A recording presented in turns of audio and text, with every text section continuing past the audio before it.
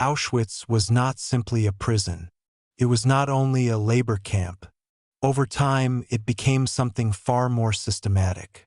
Every road, every railway line, and every building inside this complex was part of a structure designed with a specific purpose. A purpose that evolved step by step as Nazi policies toward Europe's Jewish population and other targeted groups became increasingly radical during the years of the Second World War. What began as a concentration camp in 1940 gradually expanded into a vast network of camps and subcamps. At its center stood Auschwitz-Birkenau, a place where architecture, logistics, and ideology came together in a system designed for mass extermination. Understanding Auschwitz, therefore, requires looking not only at what happened inside the camp, but also at how it was built. Because the layout of the camp itself tells a story. The railway tracks that led directly into Birkenau. The crematoria complexes positioned at the edges of the camp. The barracks arranged in endless rows across the fields. None of these elements appeared randomly. They were part of a design that developed over several years as the Nazi regime transformed Auschwitz into the largest killing center of the Holocaust. And before we begin, take a moment to like this video, subscribe to In&Out Nazi Germany, and let me know in the comments where in the world you're watching from. Every story, every memory, and every place matters. And together we keep history alive. Now let's begin. Chapter 1, Segment 1. The landscape before the camp. Long before the name Auschwitz became associated with one of the most infamous sites of the Second World War, the area where the camp would later stand was part of a quiet region in southern Poland.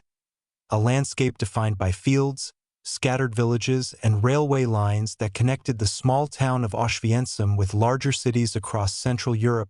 And understanding this setting is important because the transformation of this ordinary environment into a massive concentration and extermination complex did not happen suddenly but developed step by step through decisions made by the Nazi authorities after Germany invaded Poland in 1939. Before the war, the town of Auschwitz was a modest community with a mixed population that included Polish Catholics and a significant Jewish community that had lived there for generations, contributing to local commerce, religious life, and cultural traditions that shaped the character of the town. The region surrounding Auschwitz consisted largely of agricultural land, small farms, rivers, and rail routes that passed through the area on their way between major urban centers such as Krakow and Katowice. These rail connections would later play an important role in the Nazi decision to build a concentration camp in this location. But at the time they simply served as part of the ordinary transportation network of southern Poland. When Germany invaded Poland in September 1939, the region around Auschwitz was quickly absorbed into the territory that the Nazi regime annexed directly into the German Reich. The town itself was renamed Auschwitz, reflecting the Germanized version of its name, and the surrounding territory came under the authority of German civil and military administration. As Nazi officials began consolidating their control over occupied Poland, they faced the challenge of managing large numbers of political prisoners, resistance members, and individuals whom the regime considered enemies of the state. Existing prisons in the region were quickly overcrowded, and SS authorities began searching for a location where a new concentration camp could be established to hold these prisoners. The town of Auschwitz soon attracted their attention because it offered several logistical advantages that made it suitable for such a project. One of the most important factors was the presence of an existing complex of brick buildings on the outskirts of the town that had previously been used as military barracks by the Polish army. These structures provided ready-made facilities that could be converted into a prison camp without requiring the immediate construction of entirely new buildings. The area also had access to railway infrastructure that allowed prisoners to be transported from different regions of occupied Poland with relative ease. Additionally, the location was somewhat isolated from major population centers, which made it easier for the SS to establish a guarded complex where prisoners could be confined with limited contact with the outside world.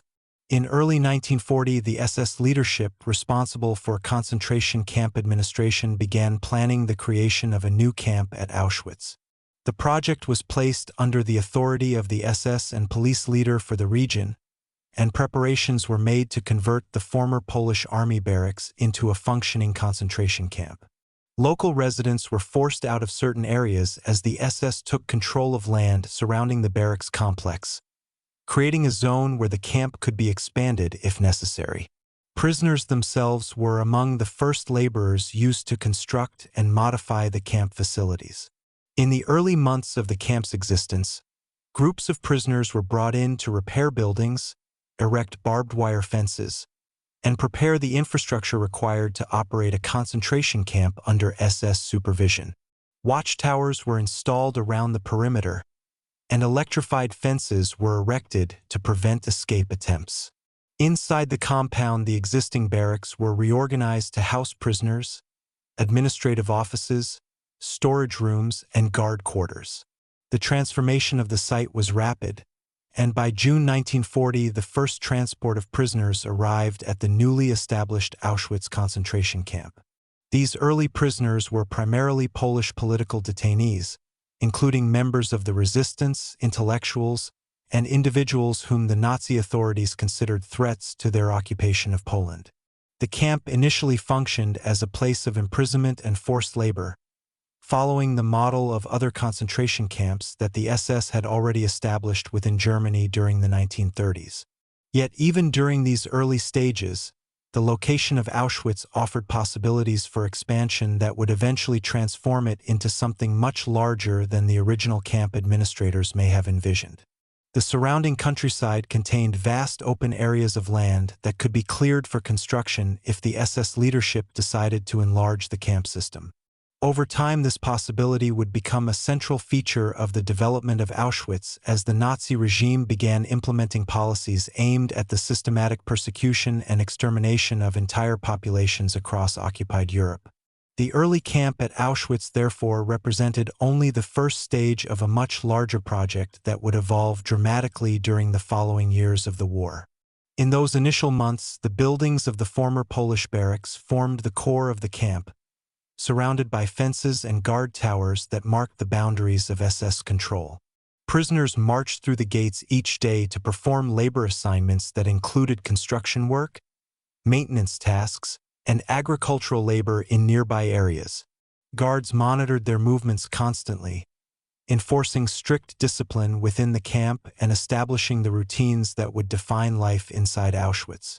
Although the camp at this stage functioned primarily as a detention center for political prisoners, the physical environment being created around the former barracks was already laying the groundwork for the expansion that would soon follow.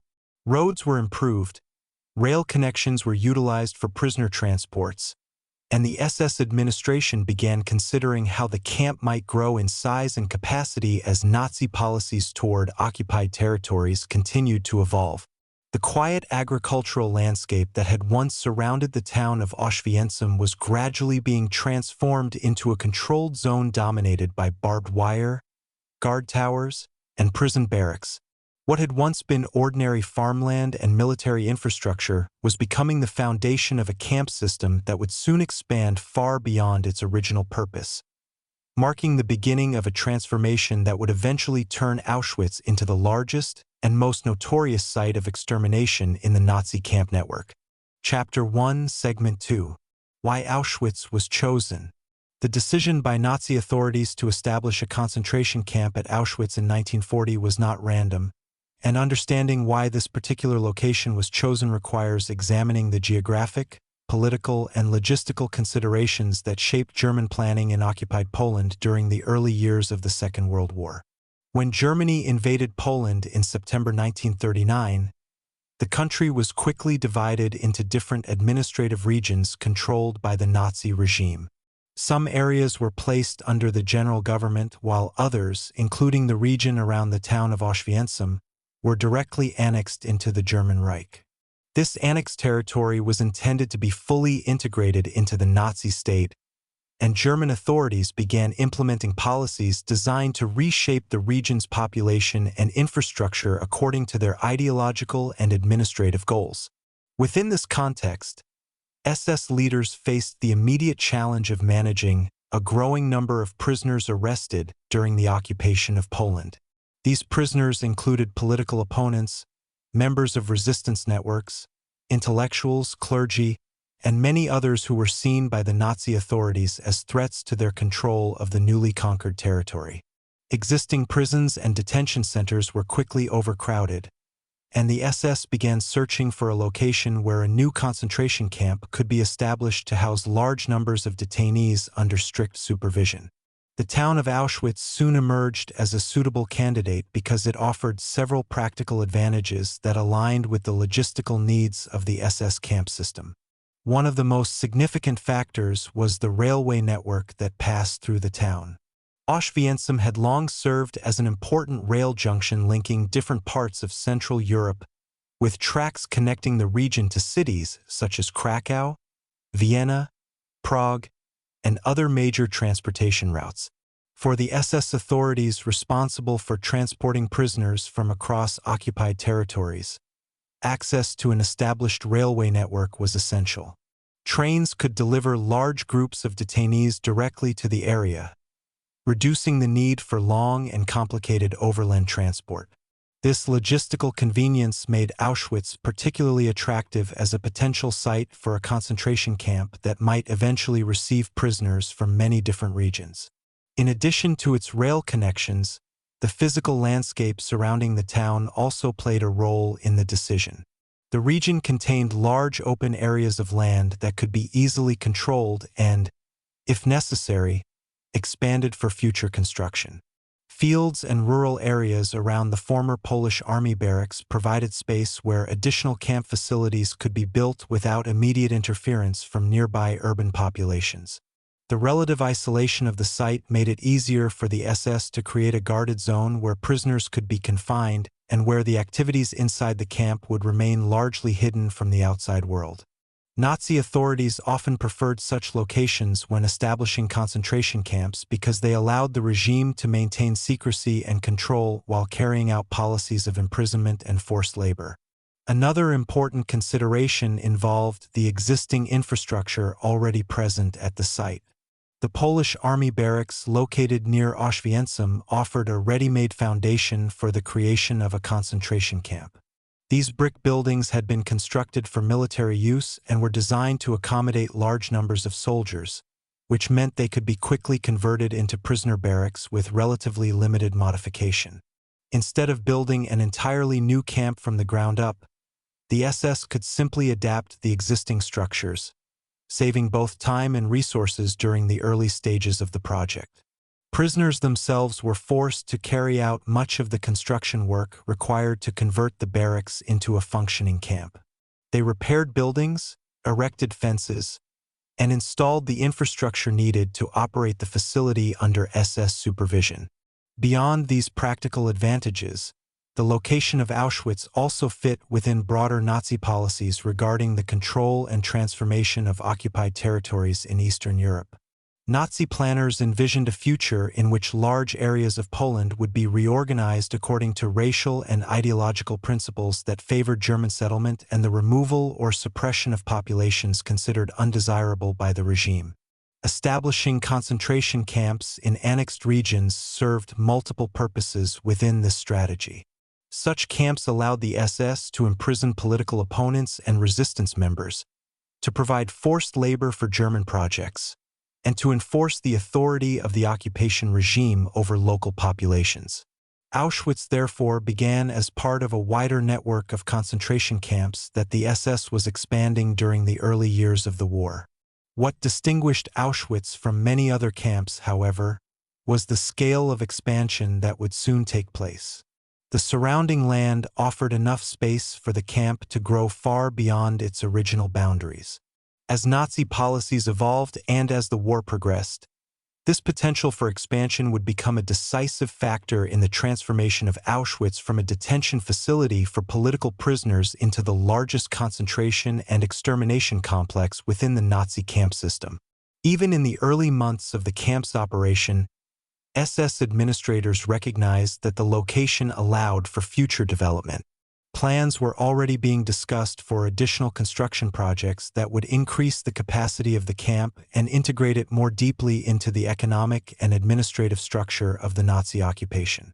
The nearby industrial region of Upper Silesia also contributed to the strategic importance of Auschwitz. German companies operating in the area required large numbers of laborers for industrial production connected to the war effort. Concentration camp prisoners could be used as a source of forced labor for these projects, providing a workforce that could be controlled by the SS and exploited under harsh conditions. This connection between the camp system and the German war economy would later become an important element of Auschwitz's expansion, particularly with the creation of subcamps linked to industrial facilities in the region. In this way, the decision to establish a concentration camp at Auschwitz reflected a combination of geographic convenience, existing infrastructure, and ideological planning by the Nazi regime. What began as a practical solution to the problem of overcrowded prisons soon developed into a project with far-reaching consequences. The railway lines, open land, and converted barracks that initially made the site attractive to SS planners would later support the construction of an enormous camp complex whose scale and function would evolve dramatically as Nazi policies moved toward the systematic extermination of millions of people across occupied Europe. The quiet fields surrounding the town of Auschwitz had been chosen because they offered logistical advantages, but the decisions made by Nazi authorities in 1940 would transform that landscape into one of the central locations of the Holocaust. Chapter 1, Segment 3. The transformation of a town into a camp zone. When the SS began establishing the concentration camp at Auschwitz in 1940, the transformation did not affect only the former Polish army barracks where the first prisoners were held, but gradually reshaped the entire surrounding region as the Nazi authorities created a controlled zone designed to support the expanding camp system, and this process involved the removal of local residents, the reorganization of land and infrastructure, and the steady conversion of an ordinary Polish town and its countryside into a landscape dominated by barbed wire, watchtowers, and guarded roads. The town of Auschwitz, which had existed for centuries as a modest community with a mixture of Polish and Jewish residents, quickly found itself under the direct authority of German occupation officials who implemented policies aimed at transforming the area according to Nazi administrative and ideological goals. Soon after the decision was made to establish the camp, German authorities began forcing many local residents to leave their homes in areas close to the barracks complex. Entire neighborhoods were cleared as families were expelled and their houses confiscated for use by the SS administration. These expulsions were part of a broader pattern of population displacement that occurred throughout occupied Poland as Nazi officials attempted to reshape the demographic structure of regions annexed to the German Reich. In the case of Auschwitz, however, the expulsions also served the specific purpose of creating a large buffer zone surrounding the camp. This zone allowed the SS to control movement in the area and to isolate the camp from outside observation. Roads leading toward the camp were guarded, and access to certain parts of the region became restricted to SS personnel and authorized workers. Over time, the boundaries of this controlled zone expanded as the camp itself grew larger. Villages located near the original campsite were gradually emptied, and their former residents were relocated to other parts of the region. Some buildings were demolished, while others were converted into storage facilities, administrative offices, or housing for SS personnel assigned to the camp. The transformation of the region was therefore not limited to the construction of fences and barracks inside the camp itself, but involved the reorganization of the surrounding landscape as well. Fields that had once been used for agriculture became part of the territory managed by the SS, and roads that had previously connected local communities were now integrated into the infrastructure of the camp system. Within this newly created zone, the SS began planning further expansion of the Auschwitz complex. What had originally been established as a concentration camp for political prisoners soon attracted attention from higher levels of the Nazi leadership, who saw the location as suitable for much larger projects. The open land surrounding the original barracks offered opportunities for constructing additional camps and facilities that could support both forced labor and other operations connected to the evolving policies of the Nazi regime. These plans began to take shape in 1941, when the SS leadership decided to build a much larger camp at nearby Birkenau, located a few kilometers from the original Auschwitz camp. The area chosen for this new construction had previously been the site of small villages and farmland. Residents were expelled from these locations as well, and the land was cleared to make way for what would become Auschwitz II-Birkenau, a vast camp designed to hold tens of thousands of prisoners. Prisoners themselves were forced to carry out much of the labor required to construct this new camp. Working under harsh conditions and constant supervision by SS guards, they erected barracks, dug drainage ditches, and installed the infrastructure needed to support the rapidly expanding camp complex. As Birkenau began to take shape, the transformation of the surrounding region accelerated. Railway lines were extended into the new camp area, and additional roads were constructed to connect different parts of the expanding complex. The quiet agricultural landscape that had once defined the countryside around Auschwitz was now being reshaped into a network of camps, work sites, and administrative buildings controlled by the SS. At the same time, the Nazi authorities integrated Auschwitz into the broader economic and industrial system of occupied Poland. Nearby factories and industrial facilities began cooperating with the camp administration to obtain forced labor from the growing prisoner population. The SS saw the camp not only as a place of imprisonment but also as a source of labor that could support the German war economy. Prisoners were assigned to construction projects, industrial work, and agricultural labor throughout the region, often under brutal conditions. These developments further expanded the reach of the Auschwitz system beyond the boundaries of the original campsite. Subcamps were established near factories and industrial plants, creating a network of forced labor locations connected to the main camps at Auschwitz and Birkenau. As this network expanded, the transformation of the town and its surrounding countryside became even more pronounced. The presence of SS personnel increased as guards, administrators, and their families moved into the area. Houses confiscated from local residents were converted into living quarters for SS officers, and administrative buildings appeared in locations that had once served civilian purposes. Meanwhile, the original population of the region had been largely displaced or forced to adapt to the presence of the enormous camp complex that now dominated the landscape. For the prisoners who were brought to Auschwitz, the transformation of the town and its surroundings was visible from the moment they arrived. Trains carrying detainees passed through railway lines that now led directly into the camp system. Barbed wire fences, watchtowers, and rows of barracks stretched across areas where farmland had once existed. The environment had been reorganized to support a system designed for imprisonment, forced labor, and eventually extermination. What had once been an ordinary region of southern Poland had been reshaped into a controlled zone where the SS exercised complete authority over land, buildings, and people.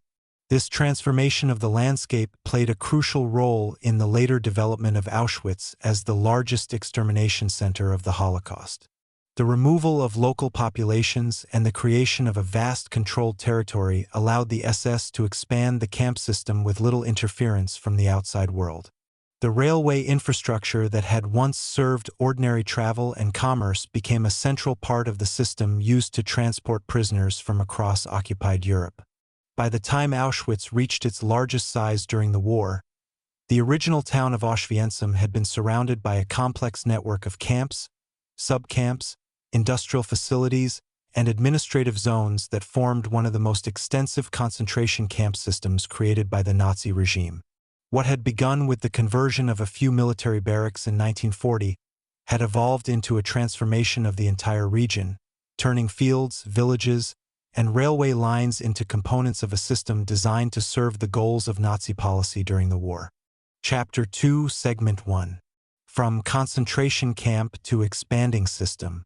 When Auschwitz first began operating in 1940, the camp functioned primarily as a detention center for political prisoners arrested during the German occupation of Poland. But within a relatively short period, the role of the camp began to change as the policies of the Nazi regime evolved, and as the SS leadership realized that the location offered possibilities for expansion far beyond the original purpose of the site. In its earliest phase, Auschwitz resembled other concentration camps that had been established by the Nazis in Germany during the 1930s. Prisoners were confined within fenced compounds, subjected to harsh discipline, and forced to perform labor under the supervision of SS guards.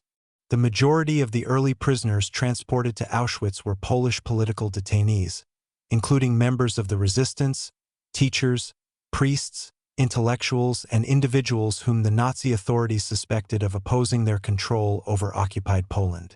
These prisoners arrived in transports carried by train to the small railway station near the camp, where they were marched through guarded gates into the compound that had been created from the former Polish army barracks. Inside the camp, they were assigned prisoner numbers, organized into barracks, and placed within a strict hierarchy enforced by SS officers and prisoner functionaries who maintained discipline under threat of punishment. Life within the early camp was marked by exhausting labor, poor living conditions, and constant surveillance. Prisoners were forced to work on construction projects, agricultural tasks, and maintenance work designed to improve the infrastructure of the camp itself. Many were required to expand the facilities that confined them, building additional fences, erecting watchtowers, and repairing buildings that would later house future prisoners. The routine of daily life followed a rigid schedule that began with roll calls and continued with long hours of labor carried out under the supervision of guards who enforced strict discipline. Punishments for perceived violations of camp rules could be severe, and prisoners were expected to obey orders without hesitation. Despite these harsh conditions, the early phase of Auschwitz still reflected the model of a concentration camp primarily intended for imprisonment and forced labor. However, developments taking place across Nazi-occupied Europe during the early years of the war soon began to alter the role of Auschwitz within the broader camp system.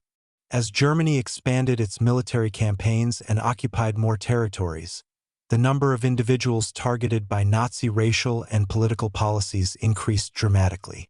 Jewish communities across Europe faced growing persecution, and the Nazi regime began developing plans for the large-scale deportation of populations it considered undesirable.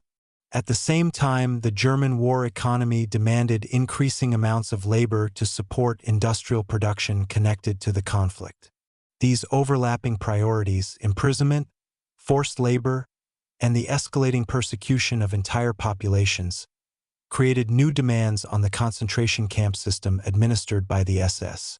Within this context, Auschwitz began to attract attention from higher levels of the Nazi leadership, who recognized that its location and infrastructure made it suitable for expansion into a much larger complex. One of the most significant developments occurred in 1941 when Heinrich Himmler, the head of the SS, visited the camp and approved plans to greatly enlarge the Auschwitz system. The decision to expand the camp reflected both ideological and logistical considerations. The Nazi leadership was beginning to formulate plans for what they called the final solution, a policy aimed at the systematic extermination of Europe's Jewish population. At the same time, German industrial planners were seeking ways to exploit forced labor on an even greater scale. Auschwitz offered a location where these goals could potentially intersect. The surrounding countryside provided enough open land to build additional camps capable of holding tens of thousands of prisoners. Railway connections allowed deportation transports to arrive from distant regions of occupied Europe. Nearby industrial areas required large numbers of laborers who could be supplied from the camp population. With these factors in mind, SS planners began preparing for the construction of a new and much larger camp complex near the village of Birkenau, located a few kilometers from the original Auschwitz camp. This new camp, later known as Auschwitz II Birkenau, would soon become the central site of the expanding Auschwitz system. The decision to build Birkenau marked a turning point in the history of Auschwitz because it signaled the transformation of the camp from a relatively contained detention facility into a massive complex capable of accommodating enormous numbers of prisoners. Construction of Birkenau began in 1941 using prisoner labor under SS supervision. Prisoners were forced to clear land, dig drainage systems in the marshy soil, and erect rows of wooden barracks that would house inmates transported from across Europe. Watchtowers and barbed wire fences were installed around the perimeter, replicating the security features of the original camp, but on a far larger scale. The design of Birkenau reflected the intention to create a camp capable of holding tens of thousands of prisoners at once. Long rows of barracks stretched across the landscape, separated by gravel roads and surrounded by electrified fences that prevented escape. At first, Birkenau was intended primarily as a camp for prisoners of war, particularly Soviet soldiers captured during Germany's invasion of the Soviet Union. However, the plans for the camp soon evolved as Nazi policies toward Jewish populations became increasingly radicalized. The infrastructure being built at Birkenau would eventually be adapted to serve a different and far more devastating purpose within the Nazi system of extermination.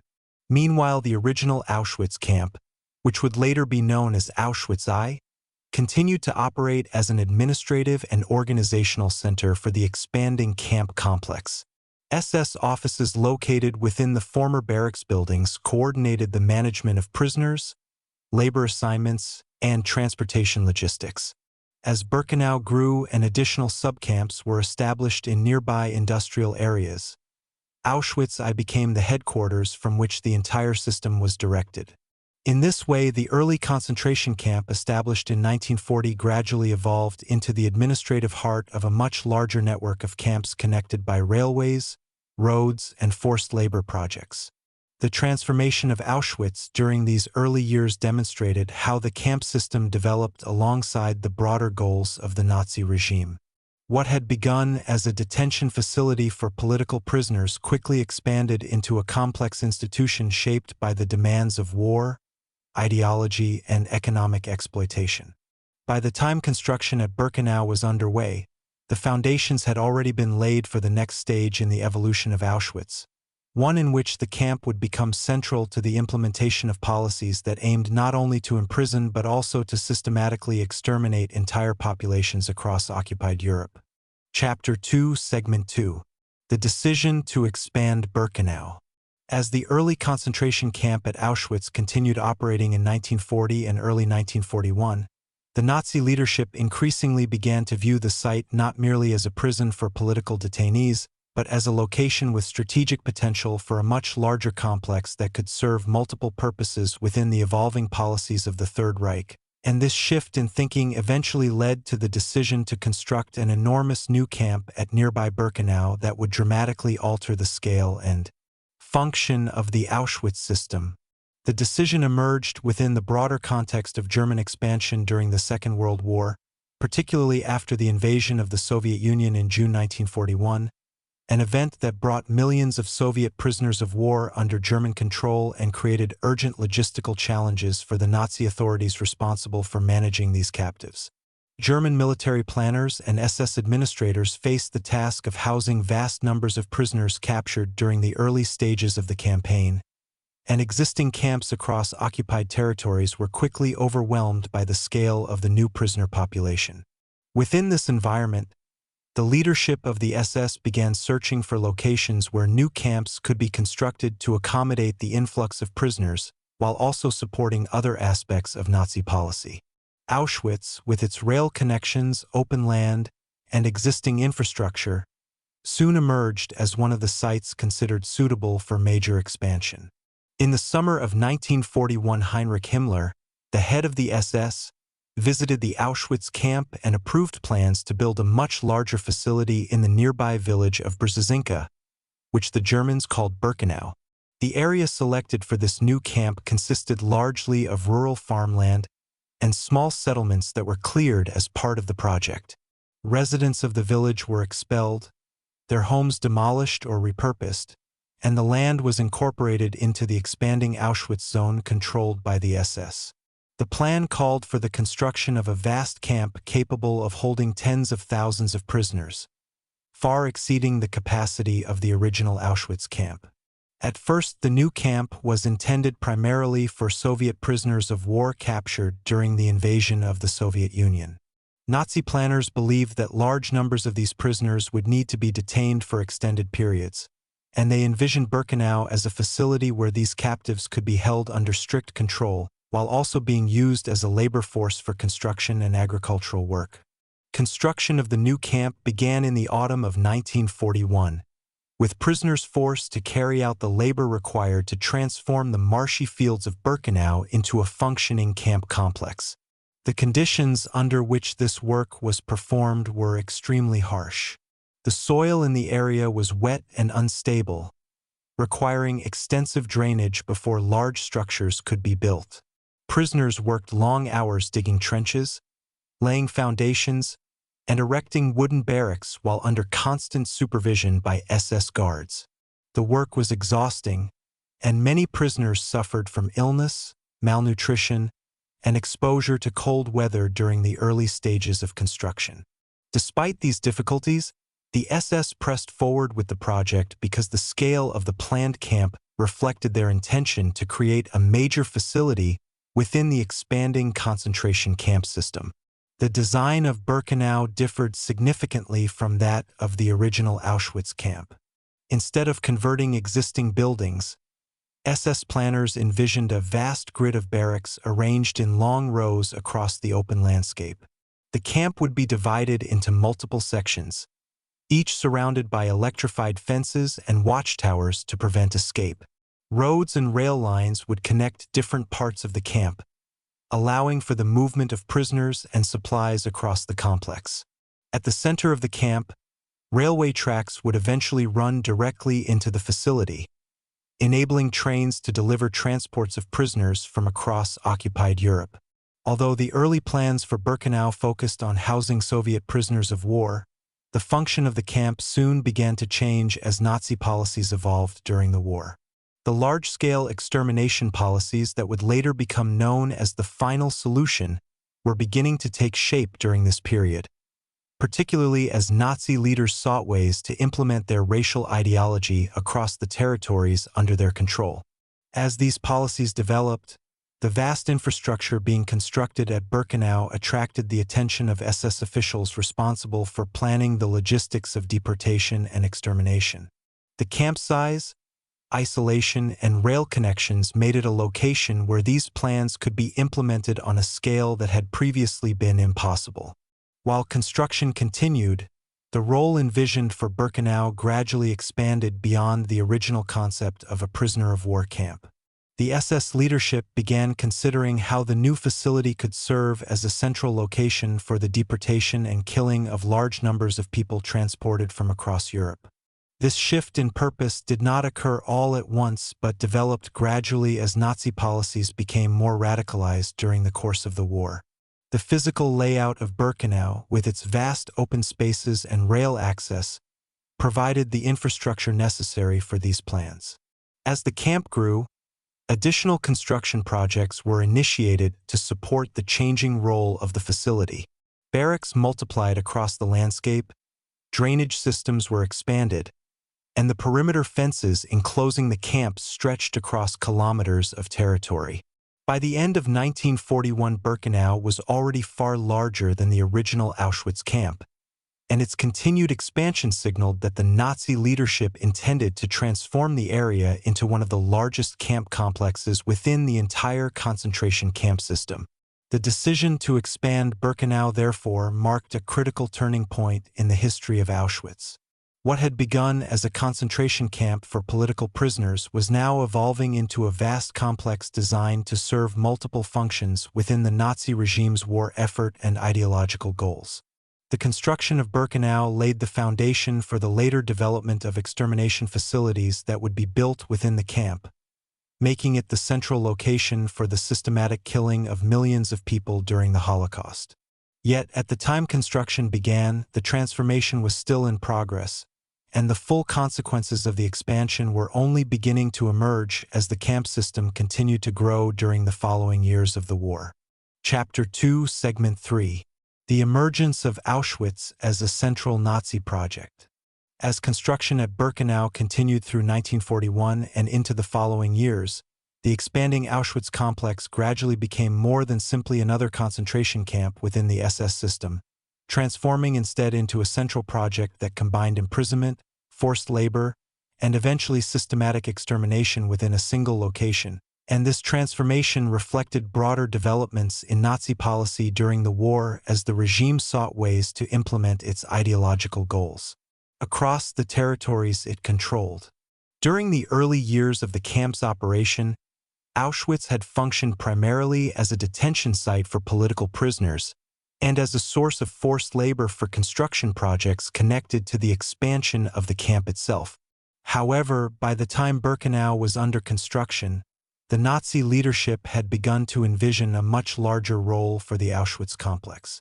The camp's location in annexed Polish territory, its access to major railway routes, and the vast open land surrounding the original camp all contributed to its growing importance within the network of camps administered by the SS.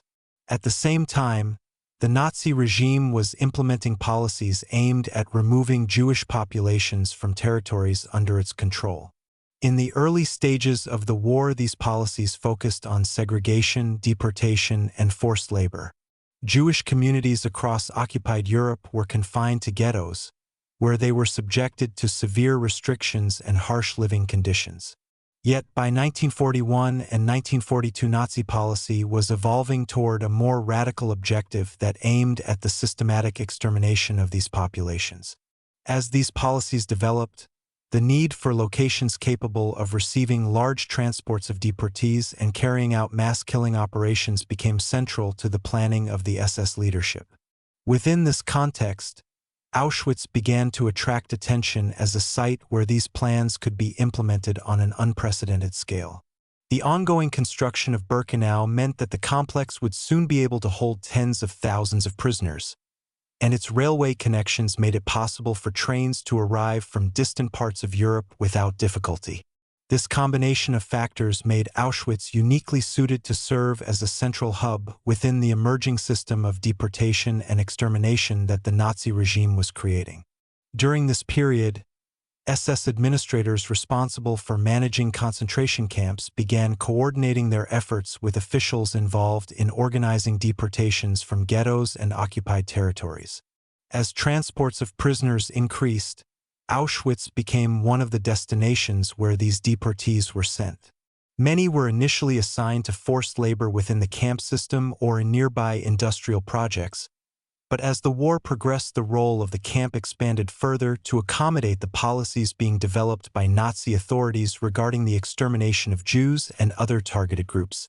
Meanwhile, the Auschwitz complex was becoming increasingly connected to the German war economy. Industrial companies operating in the region, particularly in Upper Silesia, required large numbers of laborers for factories producing materials essential to the war effort. The SS recognized that concentration camp prisoners could be used to supply this labor under conditions that allowed German companies to benefit from an inexpensive and tightly controlled workforce. As a result, additional subcamps were established near factories and industrial plants where prisoners were forced to work under SS supervision. These subcamps became part of a larger network connected to the main camps at Auschwitz and Birkenau, creating an integrated system in which prisoners were transported between locations depending on labor demands. The development of this network further increased the strategic importance of Auschwitz within the Nazi system. It was no longer simply a detention facility, but a complex institution that combined administrative headquarters, forced labor camps, and facilities designed to carry out the policies of extermination that were being implemented across Europe. As Birkenau expanded, its physical layout began to reflect this changing role. Large sections of the camp were constructed with the capacity to hold thousands of prisoners at a time. Long rows of barracks stretched across the fields, surrounded by electrified fences and watchtowers that enforced strict security. Roads and rail lines connected the different sections of the camp, allowing transports to move efficiently between arrival areas, prisoner barracks, and labor assignments. The design of the camp made it possible for large numbers of people to be processed and confined within a system that operated according to carefully organized procedures established by the SS administration. Over time, additional facilities were constructed within Birkenau that would later become central to the extermination process, including gas chambers and crematoria designed to handle the killing of large numbers of people transported to the camp. These developments did not occur overnight but evolved gradually as Nazi policies became more radicalized and as the SS leadership refined the logistical structures required to implement their plans. The construction of these facilities marked the final stage in the transformation of Auschwitz from a concentration camp into the largest extermination center of the Holocaust. By the early 1940s, Auschwitz had become a place where multiple functions converged. It served as a prison for political detainees, a source of forced labor for German industry, and the central location for the extermination of millions of people deported from across occupied Europe. The scale of the camp complex continued to grow as new sections were added and as subcamps expanded throughout the surrounding region. For prisoners arriving at Auschwitz, the vast landscape of barracks, fences, and railway tracks represented the physical manifestation of a system designed to control every aspect of their lives. What had begun with the conversion of a few military barracks in 1940 had developed into a massive complex covering a wide area of southern Poland. The decisions made by SS planners during these early years laid the foundation for the extermination system that would soon operate at Auschwitz on a scale unmatched anywhere else in the Nazi camp network.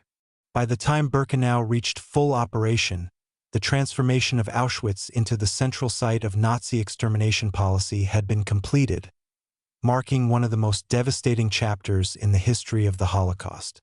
Chapter 3, Segment 1. Designing a camp for scale.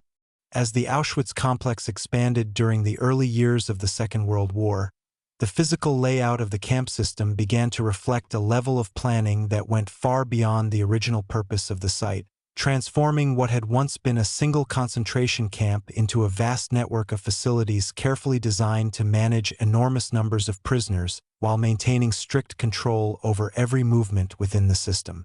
The construction of Auschwitz II Birkenau marked the beginning of this transformation on a scale that had few precedents within the Nazi concentration camp network. Unlike the original Auschwitz camp, which had been created by converting existing Polish army barracks, Birkenau was planned largely from the ground up. This allowed SS planners and engineers to design the camp according to the needs of the system they were developing, arranging roads, barracks, fences, and administrative areas in a way that would support both the imprisonment and processing of thousands of people arriving from across occupied Europe. The location of Birkenau, a few kilometers from the original camp, was chosen in part because the surrounding fields offered enough open space to construct an enormous complex without the limitations imposed by the older buildings at Auschwitz I. Once the decision to build the camp had been made, construction began with forced labor carried out by prisoners under the supervision of SS guards and German civilian engineers. Workers were required to drain marshy ground, dig foundations, and construct rows of wooden barracks that stretched across the landscape in long, straight lines. The layout followed a grid-like pattern that made it easier for guards to monitor prisoners and allowed administrators to organize large populations into separate sections. Electrified fences surrounded the entire camp, and watchtowers were placed at regular intervals along the perimeter so that guards could observe the grounds from elevated positions. Roads ran between the barracks blocks, forming corridors through which prisoners could be marched to roll calls, work assignments, or other areas of the camp. From the beginning, the scale of Birkenau reflected the intention to create a facility capable of holding far more prisoners than the original Auschwitz camp. Early plans envisioned space for tens of thousands of inmates, and additional sections were designed so that the camp could continue expanding if required. The barracks themselves were constructed quickly and often under poor conditions, resulting in buildings that offered little protection from cold winters or damp weather.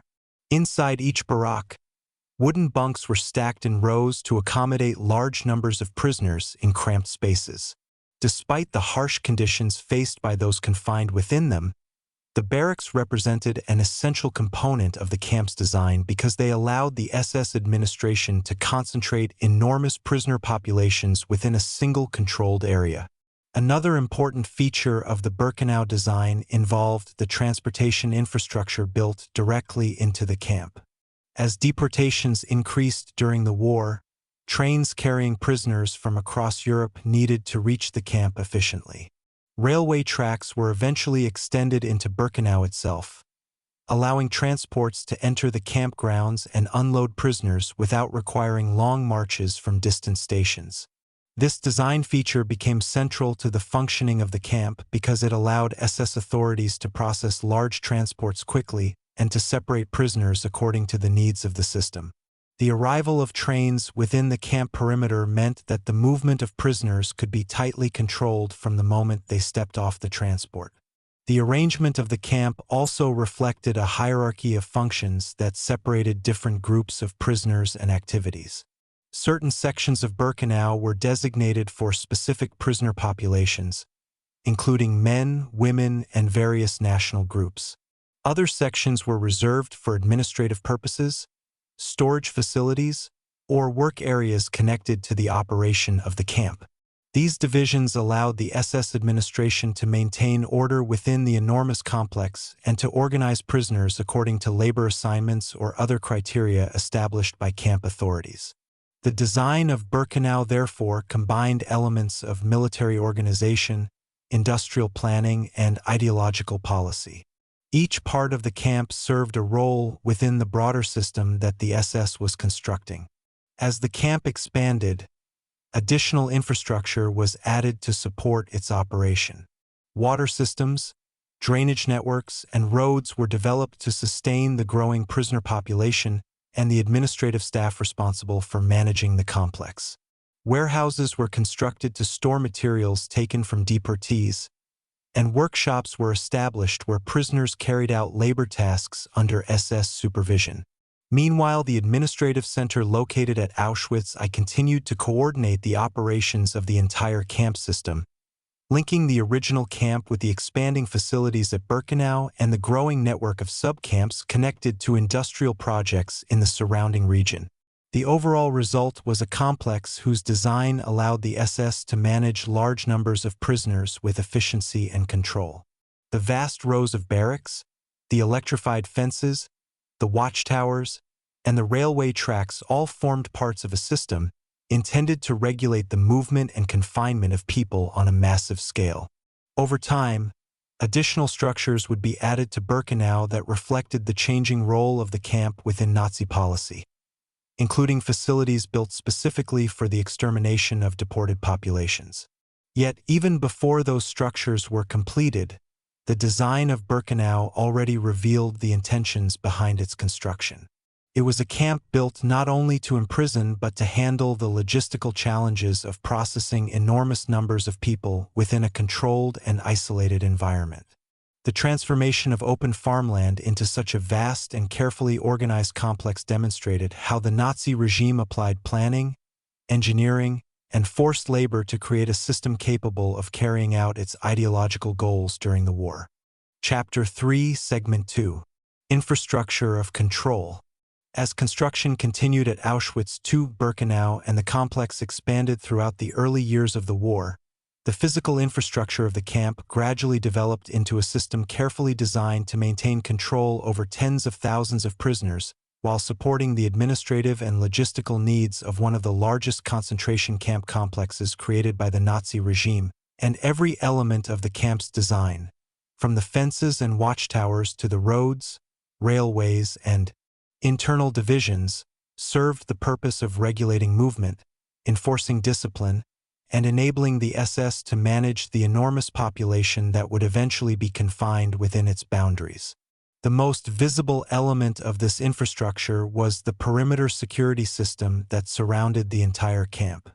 Long lines of barbed wire fencing stretched across the landscape, reinforced by electrified wires that created a lethal barrier designed to prevent escape attempts.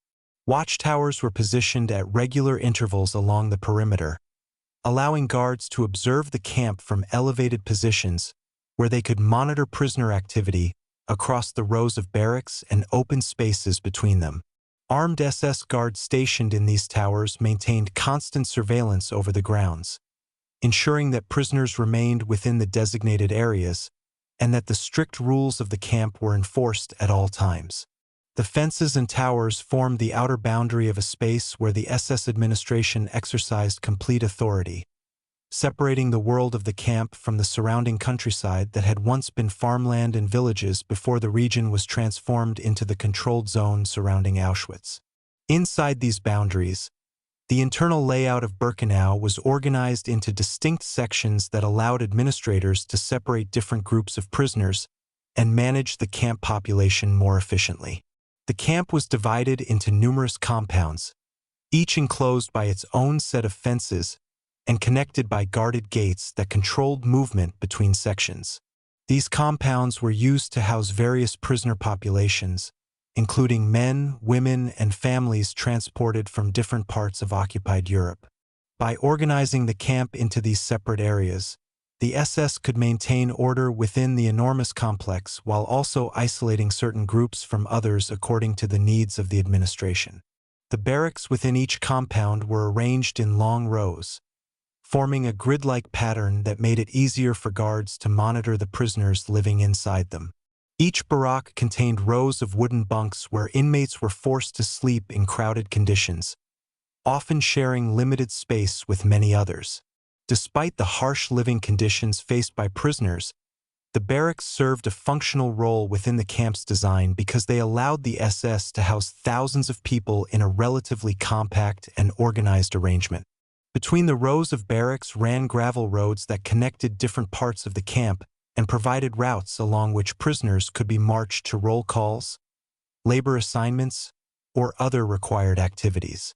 These roads also allowed SS personnel and vehicles to move through the camp quickly, ensuring that administrators and guards could reach any section of the complex when necessary.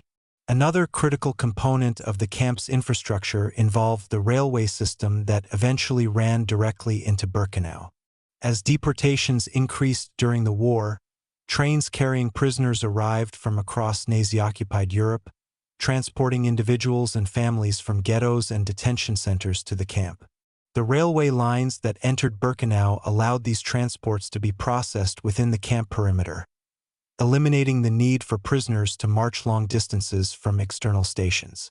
Upon arrival, deportees were directed into designated areas where SS personnel carried out procedures that determined their immediate fate within the camp system. The presence of railway tracks inside the camp was therefore a central feature of the infrastructure that enabled Auschwitz to function as a location where large numbers of people could be delivered, processed, and distributed within the expanding complex. Alongside the security systems and transportation infrastructure, the camp also contained facilities designed to support the daily operation of such a vast institution. Administrative buildings housed SS offices responsible for managing prisoner records, organizing labor assignments, and coordinating transports arriving from other regions. Warehouses were constructed to store clothing, personal belongings, and other items taken from prisoners upon arrival.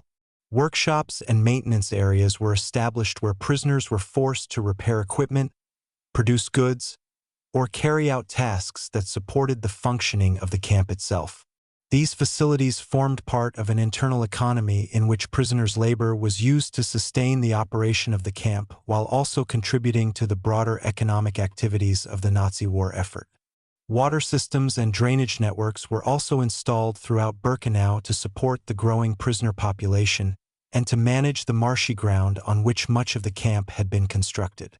Ditches and canals were dug by prisoner labor to control flooding and stabilize the soil beneath the barracks and roads. Although these efforts improved the infrastructure of the camp, the conditions experienced by prisoners remained extremely harsh. Overcrowding, limited sanitation, and exposure to the elements created an environment where disease and exhaustion were constant threats. Yet, from the perspective of the SS administration, the infrastructure being built at Birkenau represented a system capable of handling enormous numbers of prisoners while maintaining strict control over every aspect of their existence. The design of the camp allowed administrators to direct the movement of prisoners through a series of regulated spaces, from arrival points near the railway tracks to barracks compounds, work areas, and administrative offices. Every fence, road, and building served a function within this system, ensuring that the camp operated according to the procedures established by the SS leadership. Over time, additional structures were added to the complex that reflected the evolving role of Auschwitz within Nazi policy, including facilities associated with extermination operations that would later be constructed at Birkenau. Yet, even before those structures were fully implemented, the infrastructure of control already established within the camp made it possible for the SS to manage one of the largest prisoner populations ever confined within a single concentration camp complex. The vast network of fences, barracks, roads, railways, and administrative facilities created an environment where the lives of prisoners were governed entirely by the rules and procedures imposed by the camp authorities, transforming the open fields of southern Poland into a system designed to regulate and control human beings on a scale rarely seen in modern history. Chapter 3, Segment 3. Architecture Serving a System.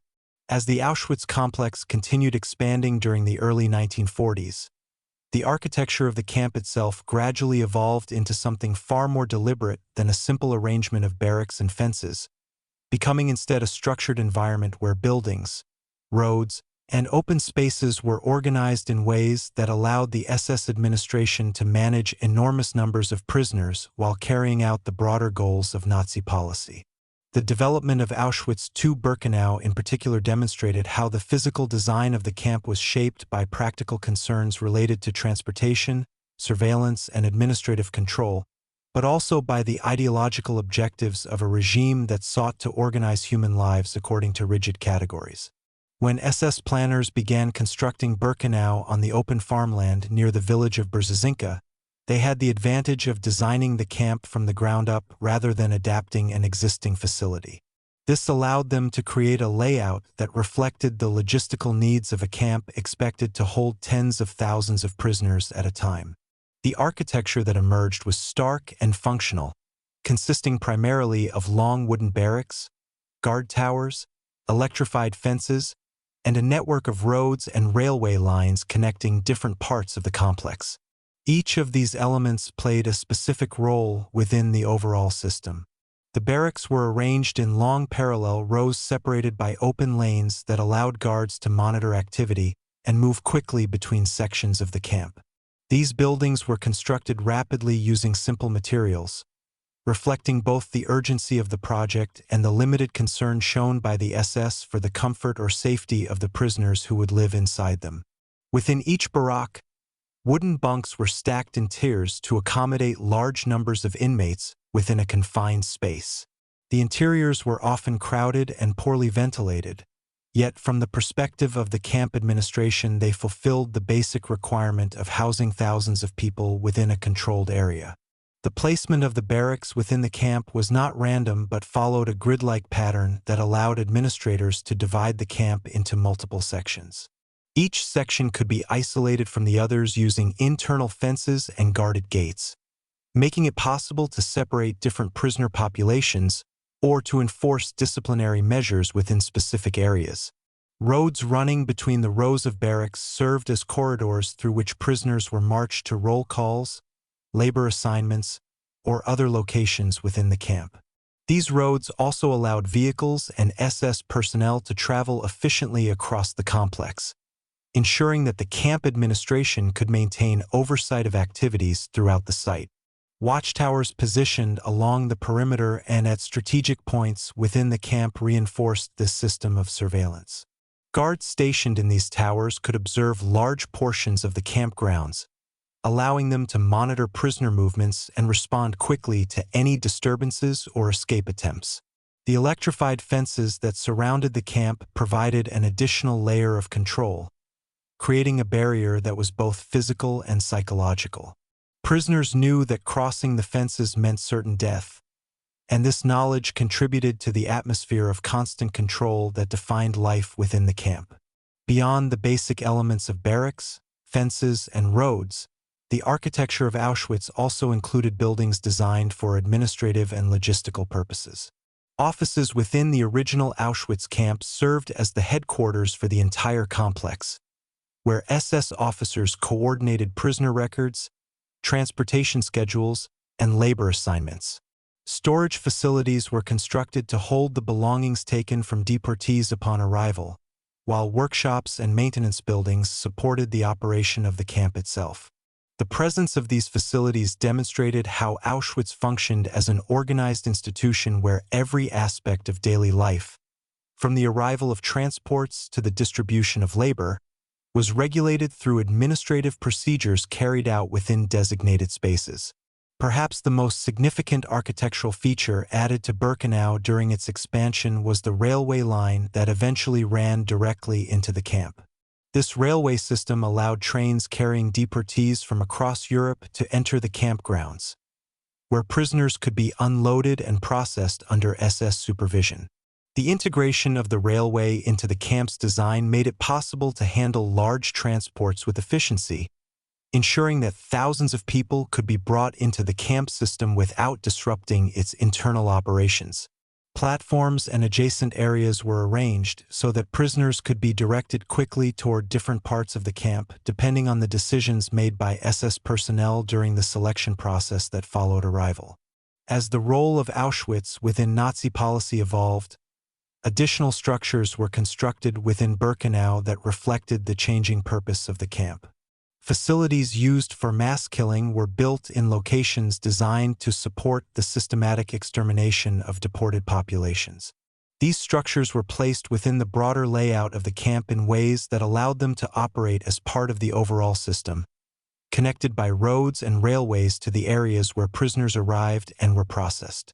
The crematoria complexes constructed at Birkenau combined gas chambers and cremation furnaces within single buildings, creating facilities capable of carrying out large-scale killing operations while disposing of the bodies of victims. These buildings became central components of the extermination process that defined Auschwitz during the later years of the war. Yet even as these structures were added, the underlying architecture of the camp continued to serve the same fundamental purpose: maintaining control over the people confined within its boundaries. The arrangement of barracks, fences, roads, and guard towers created an environment where every movement could be observed and regulated by the SS authorities. Prisoners lived within a landscape designed to limit their freedom at every turn, where the physical environment reinforced the hierarchy and discipline imposed by the camp administration. The architecture of Auschwitz, therefore, cannot be understood simply as a collection of buildings. It represented a system carefully constructed to support the goals of a regime that sought to organize imprisonment, forced labor, and extermination on an unprecedented scale. By transforming farmland and small villages into a vast network of barracks, railway tracks, and crematoria, the SS created a landscape where architecture itself became part of the machinery through which Nazi policy was carried out. Chapter 4, Segment 1. The SS administration and command structure. By the time Auschwitz had developed into a large and expanding camp complex, the system that governed it had become highly organized, operating through a structured hierarchy of SS officers, administrative departments, and internal regulations that allowed the camp to function with strict discipline and centralized authority. And understanding this command structure is essential to understanding how the camp operated on such a massive scale. At the top of the camp's internal hierarchy stood the commandant, the senior SS officer responsible for overseeing all operations within the Auschwitz complex. The commandant's role involved supervising the administration of the camp, enforcing SS policies, coordinating prisoner labor assignments, and maintaining communication with higher authorities within the SS concentration camp system. The position carried significant authority, as the commandant had direct control over both the prisoners and the SS personnel assigned to guard and manage the camp. One of the most well-known commandants associated with Auschwitz was Rudolf Höss, who served as the camp's commandant during its critical period of expansion in the early 1940s. Höss had previously served within the SS concentration camp system and was considered an experienced administrator who understood the procedures and discipline expected within these institutions. Under his leadership, Auschwitz expanded rapidly, transforming from a relatively small concentration camp into the central administrative hub of a vast network of camps and subcamps that stretched across the surrounding region. While the commandant held ultimate authority within the camp, the day-to-day operations were managed through a series of departments staffed by SS officers who specialized in different aspects of camp administration. One of the most important divisions within this system was the Protective Custody Department, responsible for the supervision and discipline of prisoners. Officers working within this department managed the daily routines of the camp, including roll calls, prisoner assignments, and enforcement of regulations. Guards under their command monitored prisoners during work assignments and ensured that the strict rules of the camp were followed at all times. Another key administrative section focused on labor allocation. As Auschwitz became increasingly connected to the German war economy, the assignment of prisoners to forced labor became one of the central functions of the camp administration. SS officers working in this department coordinated with industrial companies, construction projects, and agricultural operations that relied on prisoner labor. They determined which prisoners would be sent to specific work details and oversaw the transportation of inmates between the main camp, Birkenau, and the numerous subcamps that were established near factories and industrial sites throughout the region. The Labor Department, therefore, played a crucial role in integrating the camp system into the broader economic structure of Nazi Germany during the war. The administrative structure of Auschwitz also included departments responsible for records and documentation. These offices maintained files on prisoners arriving at the camp, recording personal information, prisoner numbers, and work assignments. The bureaucratic nature of this system reflected the SS emphasis on organization and documentation, as every prisoner who entered the camp became part of a system of records maintained by the administration. Although many prisoners were later murdered without extensive documentation, particularly during the extermination phase of the camp's operation, the administrative departments still played a key role in organizing transports, processing prisoners, and maintaining internal reports required by SS leadership. Another important component of the camp's administration involved the Medical Services Department. SS doctors and medical personnel were assigned to the camp to oversee health inspections, selections of prisoners for labor, and other procedures connected to the functioning of the camp system. The role of these medical officers was not limited to providing treatment. They were also involved in decisions that determined the fate of prisoners arriving at Auschwitz. During selections conducted after deportation transports arrived, SS doctors assessed prisoners and decided whether individuals would be assigned to forced labor or sent to other parts of the camp where extermination facilities operated. This process became one of the most significant mechanisms through which the camp administration implemented Nazi policies regarding the treatment of deported populations. Alongside the SS personnel responsible for administration and security, the camp also relied on a system of prisoner functionaries who carried out certain supervisory roles within the barracks and work details. These prisoners, often referred to as capos or block leaders, were appointed by the SS to maintain order among other inmates. While they were still prisoners themselves, their positions gave them limited authority over fellow detainees, and they were often responsible for enforcing camp rules within their assigned barracks or work groups. The use of prisoner functionaries allowed the SS to manage large numbers of inmates without assigning a guard to every group of prisoners.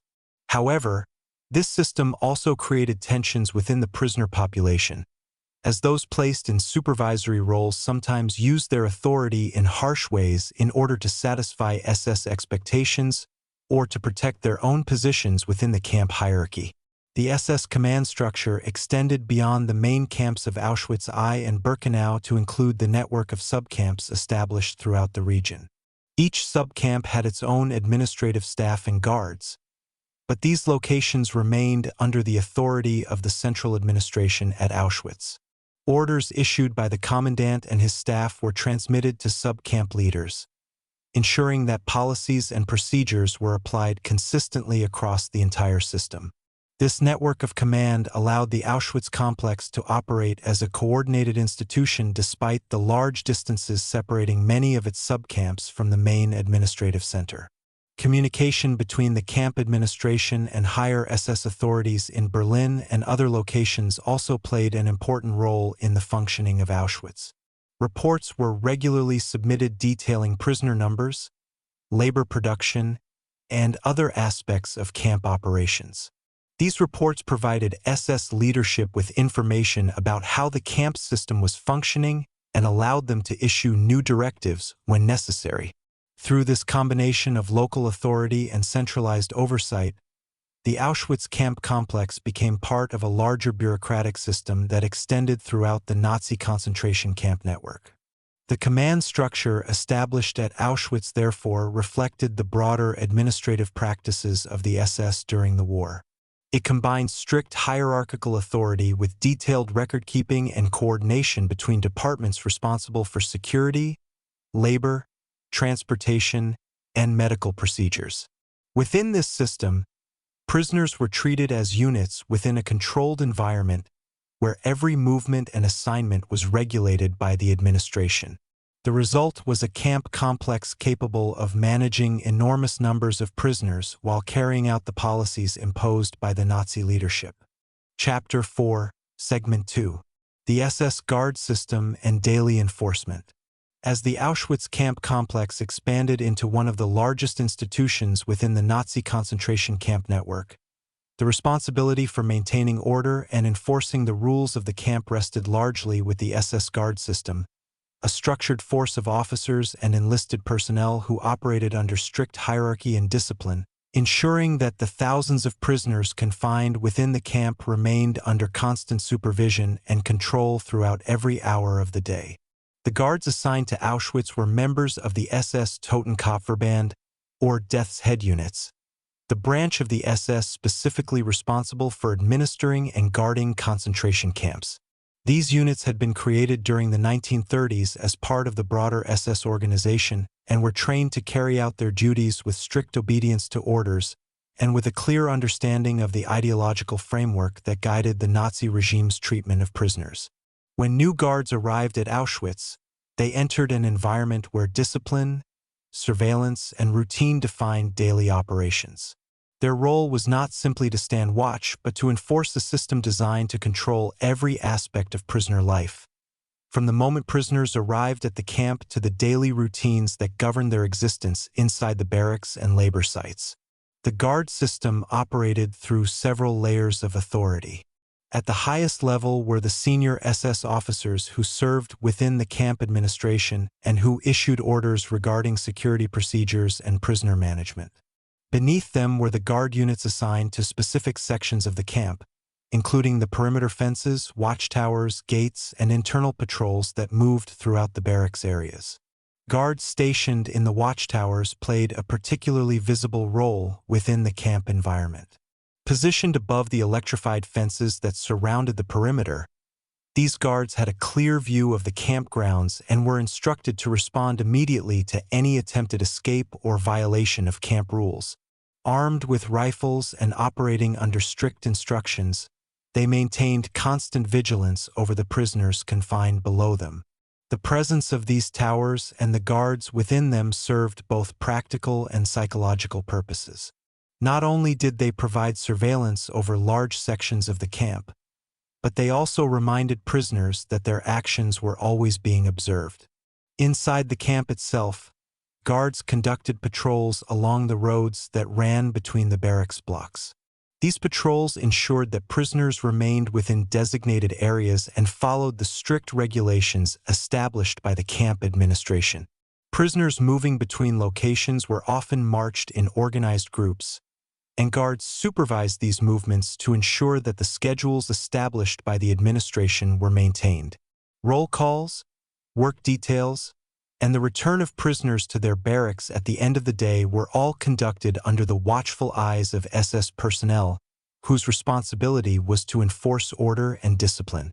Another important aspect of the guard system involved the control of entrances and exits to different sections of the camp. Gates located along internal fences and roads were guarded to regulate the movement of prisoners between compounds, labor sites, and administrative areas. Guards assigned to these positions ensured that only authorized movements occurred, preventing prisoners from entering restricted zones or leaving their assigned sections without permission. This system of checkpoints allowed the SS administration to divide the camp into multiple controlled areas while still maintaining overall coordination across the complex. The guard system also extended beyond the main camps of Auschwitz I and Birkenau to include the network of sub-camps located near factories and industrial sites throughout the surrounding region. These sub-camps were supervised by smaller groups of SS guards who maintained security over prisoners assigned to labor in those locations. Although the sub-camps were often physically separated from the main camp complex, they remained under the authority of the Auschwitz administration, and the guards stationed there operated according to the same rules and procedures that governed the main camps. In addition to their security duties, guards were involved in the processes that occurred when new transports of prisoners arrived at Auschwitz. When trains carrying deportees entered the camp area, guards were responsible for securing the railway platforms and directing prisoners as they disembarked from the transport wagons. Under the supervision of SS officers and camp administrators, the guards helped manage the flow of prisoners through the initial stages of processing, which included the separation of individuals into groups and their movement toward different sections of the camp. These procedures became increasingly significant as deportations intensified during the later years of the war. The daily presence of SS guards shaped nearly every aspect of life inside Auschwitz. From the early morning roll calls to the evening return of prisoners to their barracks, guards supervised the routines that structured the day. Prisoners were expected to obey orders immediately, and failure to do so could result in punishment or disciplinary action. While the guard system maintained order within the camp, it also contributed to the atmosphere of fear and control that defined the environment experienced by prisoners. The guards represented the authority of the SS and the policies imposed by the Nazi regime, enforcing rules that left prisoners with little freedom of movement or personal autonomy. Over time, the number of guards stationed at Auschwitz grew as the camp complex expanded and the prisoner population increased. By the height of the camp's operation, thousands of SS personnel were involved in maintaining security across the main camps and sub-camps connected to Auschwitz. This large force allowed the administration to supervise the vast network of barracks, work sites, railway areas, and administrative facilities that formed the complex. The coordination of these guard units required careful organization, with shifts assigned to ensure that surveillance continued at all hours of the day and night. Even during periods when prisoners were confined to their barracks, guards continued to patrol the campgrounds and monitor activity from the watchtowers surrounding the perimeter. The guard system therefore formed one of the central pillars of the Auschwitz camp structure. Without the constant presence of SS personnel enforcing regulations and maintaining surveillance, it would have been impossible for the camp administration to control the enormous population confined within its boundaries. Through the combination of perimeter security, internal patrols, gate control, and transport supervision, the guards created an environment where prisoners were always under observation and where the authority of the SS remained visible throughout every part of the camp complex. Chapter 4, Segment 3. Bureaucracy and the Machinery of Administration. Behind the barbed wire fences, watchtowers, and barracks that defined the visible landscape of Auschwitz, Another system operated quietly but constantly within offices and administrative buildings, and this system of paperwork, reports, records, and orders formed the bureaucratic machinery that allowed the camp to function as part of the wider structure of the Nazi regime. While the guards and officers enforced discipline within the campgrounds, administrators inside offices managed the enormous flow of information that accompanied the movement of prisoners, the allocation of labor, the arrival of transports, and the daily operation of one of the largest camp complexes in the German-controlled territories. The administrative center of this system was located in the original Auschwitz camp, often referred to as Auschwitz I, where several brick buildings housed the offices responsible for coordinating the activities of the entire camp complex. Within these offices, SS clerks and officers maintained files that recorded the arrival of prisoners, their assigned numbers, and the various departments responsible for supervising them.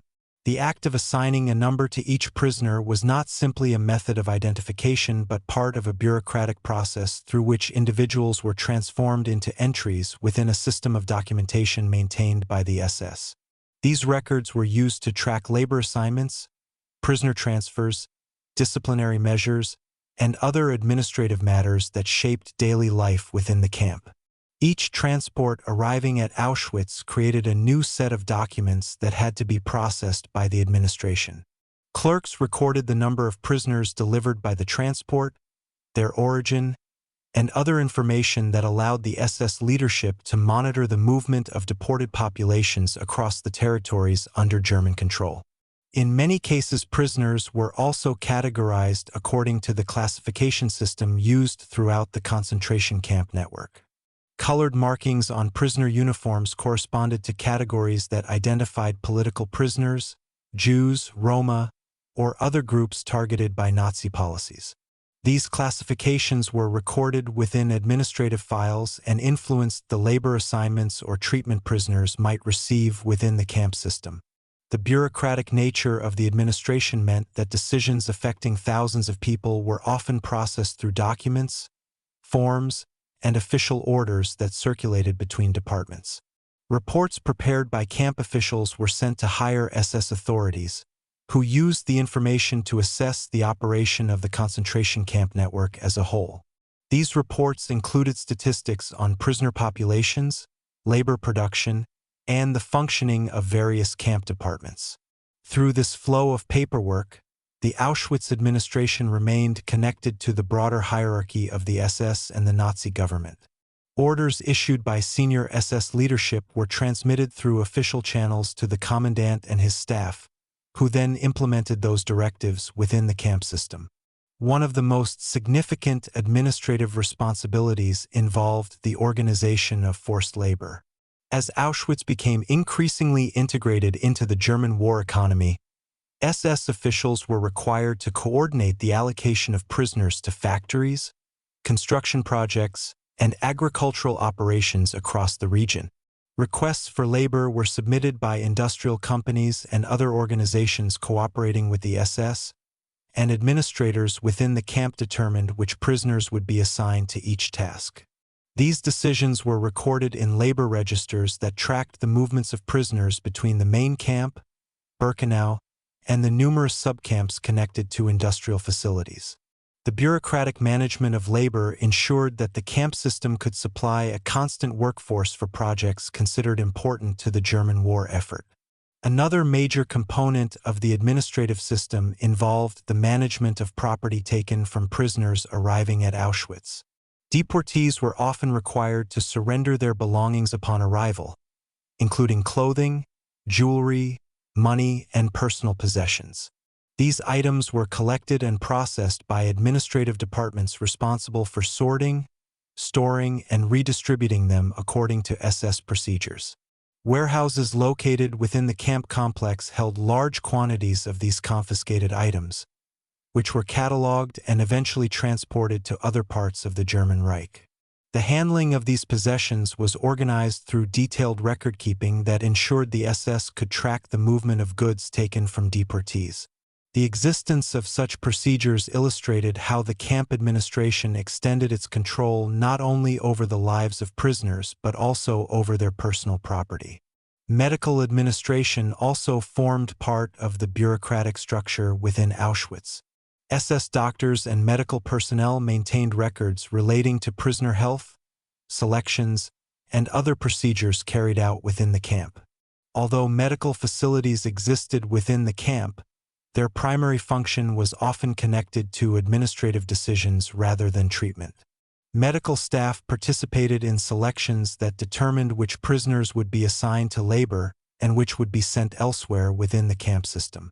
These decisions were recorded and reported through administrative channels, becoming part of the documentation that supported the overall operation of the camp. Communication between different departments within the camp was constant. Orders regarding security, labor, transportation, and administrative procedures circulated through written instructions that ensured each part of the system operated according to established rules. The complexity of this bureaucratic network grew as Auschwitz expanded, requiring more clerks, more records, and more coordination between offices responsible for different aspects of the camp's operation. Even the transport schedules bringing prisoners to Auschwitz were managed through this system of documentation. Railway authorities coordinated with SS administrators to arrange the movement of trains carrying deportees from various regions of Europe. Arrival times, numbers of prisoners, and other logistical details were recorded in official communications that allowed the camp to prepare for each transport. This bureaucratic coordination ensured that the arrival of large numbers of prisoners could be managed without disrupting the functioning of the camp complex. Through these administrative processes, Auschwitz operated not only as a place of imprisonment but also as part of a larger institutional framework maintained by the SS and the Nazi government. The offices, records, and reports generated within the camp formed the bureaucratic backbone of a system designed to control human lives on a vast scale. Behind every barrack and guard tower stood an administrative structure that organized the movement of prisoners, the distribution of labor, and the implementation of policies that shaped the camp's role within the broader machinery of the Nazi regime. Chapter 5, Segment 1. Categories of prisoners in Auschwitz. As Auschwitz expanded from a concentration camp for political detainees into a vast complex that received prisoners from across Nazi-occupied Europe, the population confined within its fences became increasingly diverse, and the SS administration developed a system of classifications designed to organize this growing number of inmates according to categories that reflected the ideological priorities of the Nazi regime. These classifications played a significant role in shaping the experience of prisoners inside the camp because they determined how individuals were identified, where they were housed, the kind of labor they were assigned, and in many cases how they were treated by guards and administrators. From the perspective of the SS bureaucracy, categorizing prisoners was considered essential to maintaining order within a camp that eventually held tens of thousands of people from many different countries, languages, and backgrounds.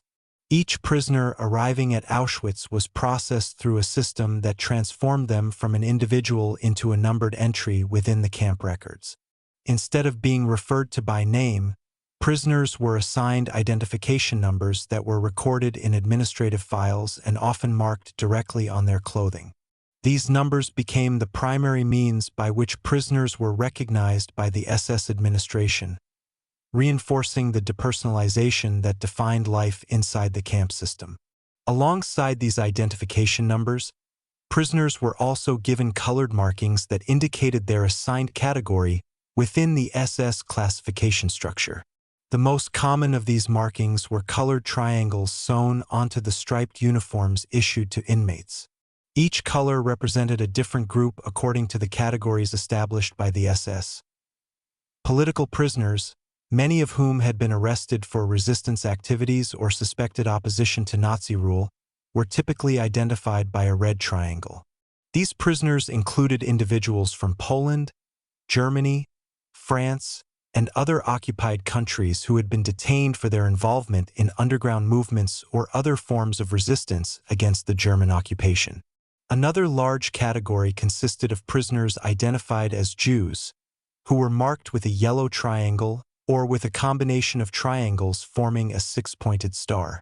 Jewish prisoners formed one of the largest groups transported to Auschwitz during the war, particularly after the Nazi regime began implementing policies aimed at the systematic deportation of Jewish communities from across Europe.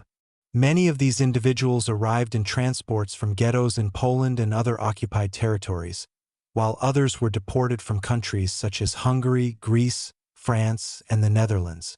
The arrival of these transports dramatically increased the size of the prisoner population at Auschwitz and played a central role in the camp's transformation into the largest extermination center of the Holocaust. In addition to political prisoners and Jews, other categories existed within the camp classification system. Roma and Sinti prisoners, often referred to by the Nazis using discriminatory terminology, were identified with specific markings and were frequently confined in designated sections of the camp. These prisoners had been deported as part of Nazi racial policies that targeted Roma communities throughout Europe. Another category included prisoners labeled as asocial or criminal by the SS. These individuals were often marked with black or green triangles and included people whom the Nazi authorities considered socially undesirable according to their ideological framework. Although the reasons for their imprisonment varied widely, they were grouped together within the camp classification system and assigned to specific barracks or work details according to the administrative decisions made by SS officers. The presence of these different prisoner categories created a complex social structure within the camp environment. Prisoners arriving from different countries often spoke different languages and came from diverse cultural backgrounds. Some had been arrested for political activities, while others had been deported because of their ethnicity or religion. The SS administration exploited these differences by maintaining strict divisions between prisoner groups and by assigning certain categories of prisoners to specific roles within the camp hierarchy. For example, prisoner functionaries such as capos and block leaders were sometimes selected from particular prisoner groups whom the SS believed would enforce discipline effectively within the barracks and labor details. These prisoner functionaries were given limited authority over other inmates and were expected to maintain order according to SS instructions. While they remained prisoners themselves, their positions created a hierarchy within the inmate population that could lead to tensions and conflicts between different groups. The classification system also influenced the kinds of labor assigned to prisoners. Some categories of inmates were considered more suitable for certain types of work according to the policies established by the camp administration. Prisoners deemed physically capable were often sent to labor details connected to construction, agriculture, or industrial production in nearby factories. Others might be assigned to internal camp duties such as maintaining barracks, repairing equipment, or working in storage facilities where confiscated belongings from deportees were sorted and processed. The allocation of labor was managed through administrative departments that tracked prisoner assignments and coordinated with industrial companies that relied on forced labor from the camp system. Despite these administrative classifications, the daily reality experienced by prisoners was often shaped by the harsh conditions of camp life rather than by the formal categories recorded in SS documents. Overcrowded barracks, limited food supplies, and exhausting labor created an environment where survival was difficult regardless of a prisoner's assigned classification. Disease, malnutrition, and exhaustion affected many inmates, and the constant presence of guards enforcing strict discipline added to the atmosphere of control that defined the camp environment. Yet, from the perspective of the SS administration, the classification system served its intended purpose by allowing officers to organize the enormous prisoner population according to categories that reflected Nazi ideology and administrative priorities. The colored triangles sewn onto prisoner uniforms became visible symbols of this system, marking individuals according to the categories imposed by the camp authorities. In this way, the classification structure formed another component of the broader machinery that governed life inside Auschwitz, reinforcing the hierarchy and organization that allowed the camp to operate as a controlled environment where every prisoner was assigned a place within the system created by the SS. Chapter 5, Segment 2. Deportations from across Europe. As the war progressed and Nazi policies targeting Jewish populations intensified, Auschwitz increasingly became a destination for deportation transports arriving from many parts of occupied Europe, and the growing diversity of the prisoner population inside the camp reflected the vast geographic reach of the Nazi regime during the years of the Holocaust. The arrival of deportation trains at Auschwitz was part of a broader system organized by the SS and supported by railway networks that connected ghettos, detention centers, and occupied territories to the camp complex in southern Poland.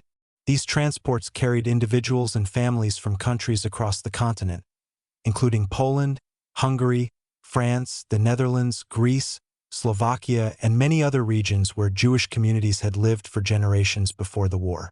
Each train journey represented the final stage in a process that often began with the isolation of Jewish populations in ghettos or the arrest of individuals identified by the Nazi authorities according to racial policies.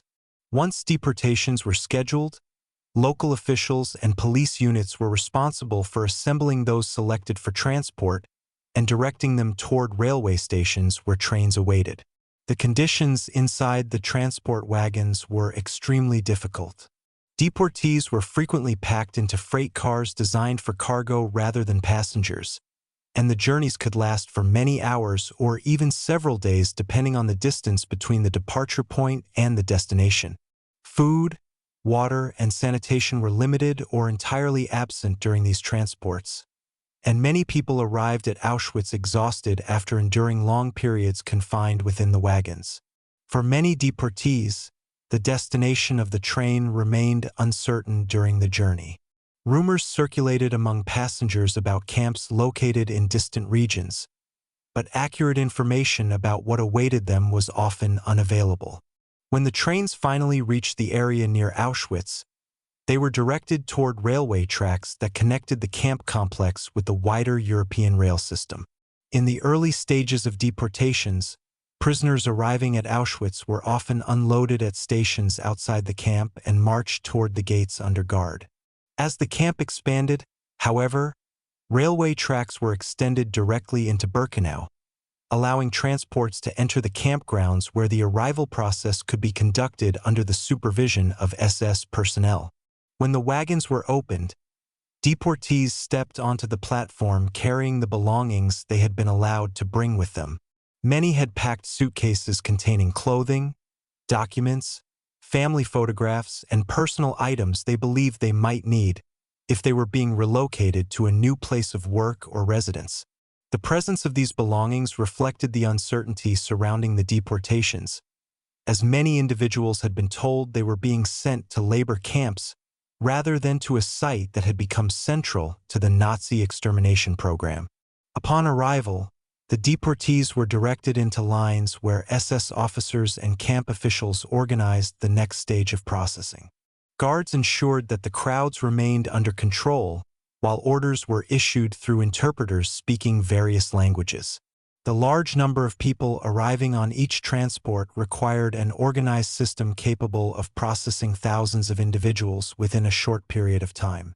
At this stage, the SS conducted selections in which prisoners were divided into groups according to criteria established by the camp administration. These selections were typically carried out by SS officers, often including medical personnel, who examined the deportees as they passed in front of them. Based on visual assessments of age, physical condition, and other factors, individuals were directed toward different paths within the camp complex. Some were assigned to forced labor within Auschwitz or its subcamps, while others were sent elsewhere within the camp system according to decisions made during the selection process. For those selected for labor, the next stage involved registration within the camp administration. Prisoners were assigned identification numbers and processed through procedures that included the confiscation of personal belongings, the issuance of camp uniforms, and the assignment of barracks within the prisoner compounds.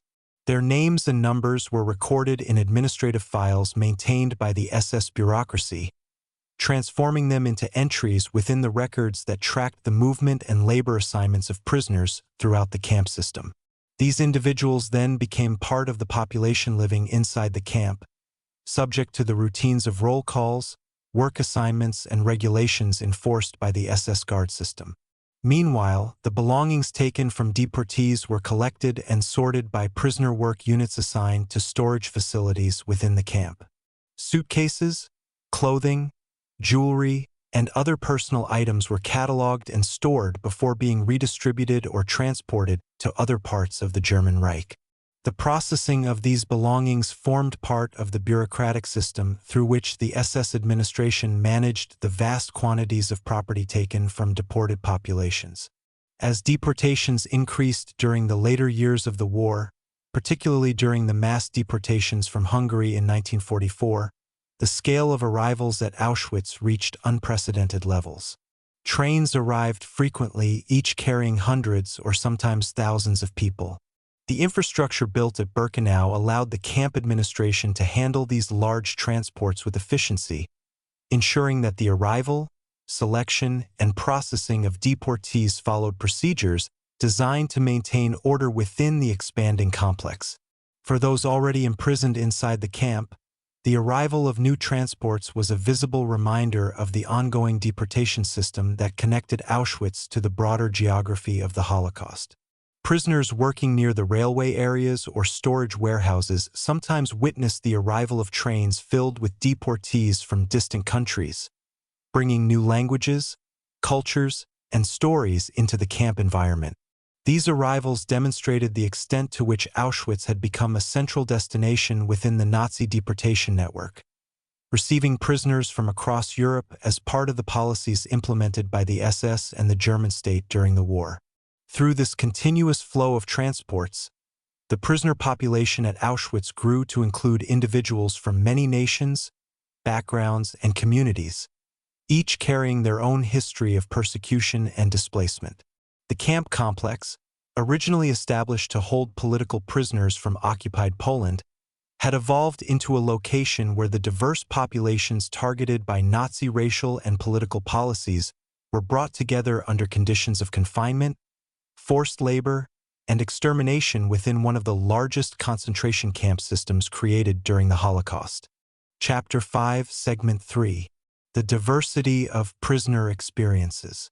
As Auschwitz continued to expand during the war and deportation transports arrived from across Europe, the population inside the camp became one of the most diverse prisoner communities within the entire Nazi concentration camp system, bringing together individuals from many countries, languages, religions, and social backgrounds who found themselves confined within the same harsh environment despite the vastly different paths that had led them there. Some prisoners had been arrested for political resistance against German occupation, while others had been deported because of racial policies that targeted entire communities according to Nazi ideology. Still others had been taken as prisoners of war or transferred from other camps within the expanding network of detention sites operated by the SS. This mixture of backgrounds created a complex social environment within the camp, where individuals from different parts of Europe were forced to adapt to life under the same system of discipline, forced labor, and surveillance. For many prisoners, one of the first challenges upon arrival was overcoming language barriers that separated people from different regions. Within the barracks and work details, it was common to hear a wide range of languages spoken by inmates who had come from Poland, Hungary, France, Greece, the Netherlands, Germany, and numerous other countries affected by Nazi deportation policies.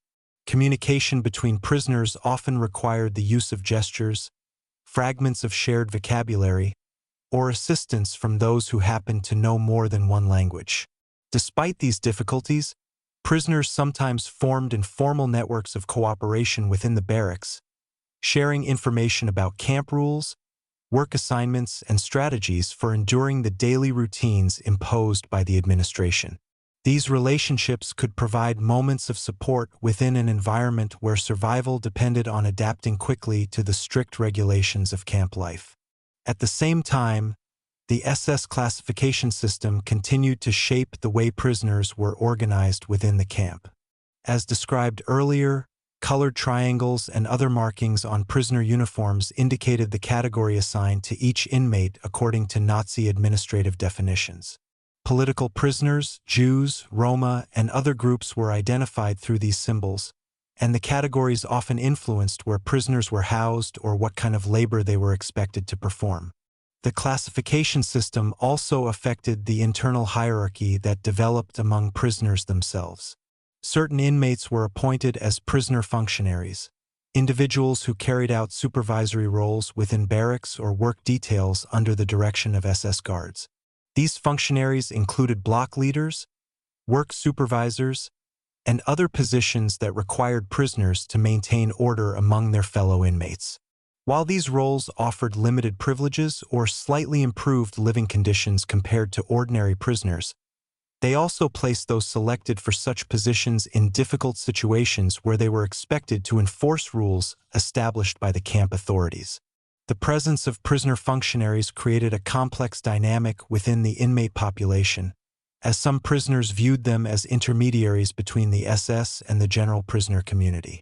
Daily life within the camp forced prisoners from different backgrounds to confront the same harsh conditions regardless of their nationality or personal history.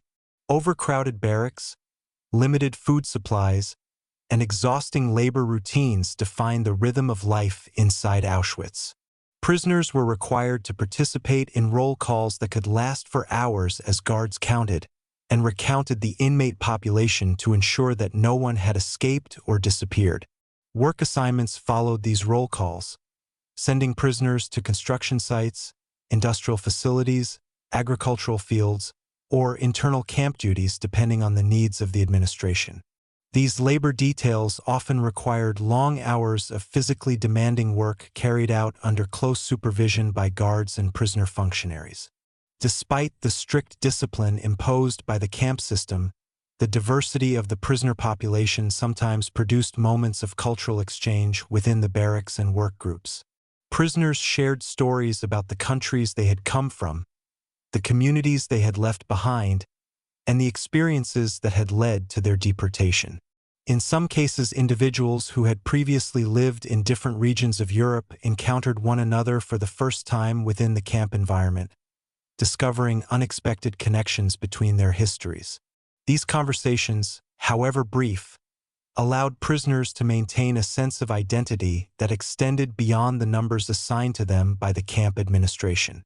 The presence of so many different nationalities also highlighted the geographic scale of Nazi policies during the war. Auschwitz had become a location where the consequences of those policies were visible in the faces of prisoners arriving from distant cities and villages across the continent. For many inmates, the camp environment represented the intersection of countless personal histories shaped by the events of the war. Each transport that arrived brought new groups of prisoners whose lives had been disrupted by deportation, adding to the already diverse population inside the camp. As the prisoner population continued to grow, the camp administration expanded the number of barracks and compounds used to house inmates. Separate sections were often designated for specific groups, including areas reserved for women prisoners or for families deported together from certain regions. These divisions allowed the SS to manage the large population more effectively while maintaining the hierarchical organization that characterized the camp system. Yet even within these divisions, the diversity of backgrounds among prisoners remained evident in the languages spoken, the cultural traditions remembered, and the personal stories shared among inmates. In this way, the camp environment became a place where individuals from many parts of Europe were brought together under circumstances that reflected the far-reaching impact of Nazi occupation and persecution. The diversity of the prisoner population also meant that different groups carried with them distinct experiences of life before deportation. Some prisoners had spent months or even years confined within ghettos before being transported to Auschwitz, while others had been arrested suddenly and sent directly to the camp from their homes or workplaces. Prisoners of war had endured military defeat and capture before being transferred to the camp system, and political detainees had often been involved in underground movements resisting German control. These varied histories shaped the perspectives that prisoners brought with them into the camp environment, influencing how they interpreted the events unfolding around them. Despite these differences, The daily routines imposed by the SS gradually created a shared experience among inmates defined by the struggle to endure the conditions of camp life. Over time, prisoners learned to navigate the rules of the camp, adapt to labor assignments, and maintain small acts of cooperation with others in order to survive another day within the vast system that had confined them.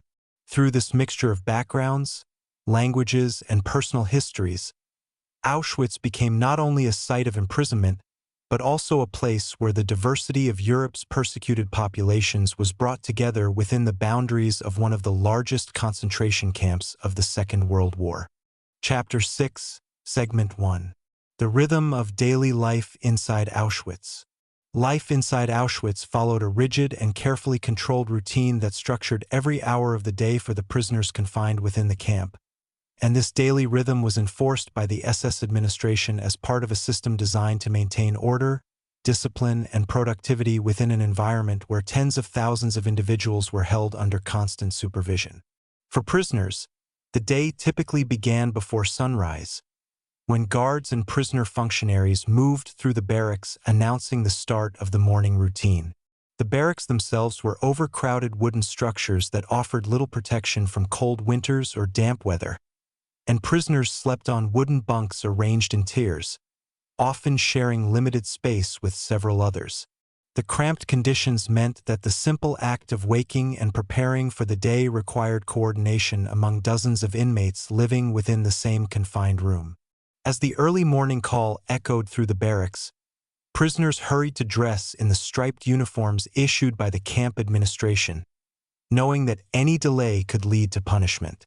After leaving the barracks, prisoners assembled in designated areas for the morning roll call, a procedure known as the appel, which served as one of the central rituals of camp life. During roll call, prisoners were required to stand in long rows while SS guards and prisoner functionaries counted the population to confirm that all inmates were present. These roll calls could last for extended periods, particularly when discrepancies occurred in the counts, or when guards repeated the process to ensure accuracy. Prisoners were expected to remain standing and silent during this time regardless of weather conditions.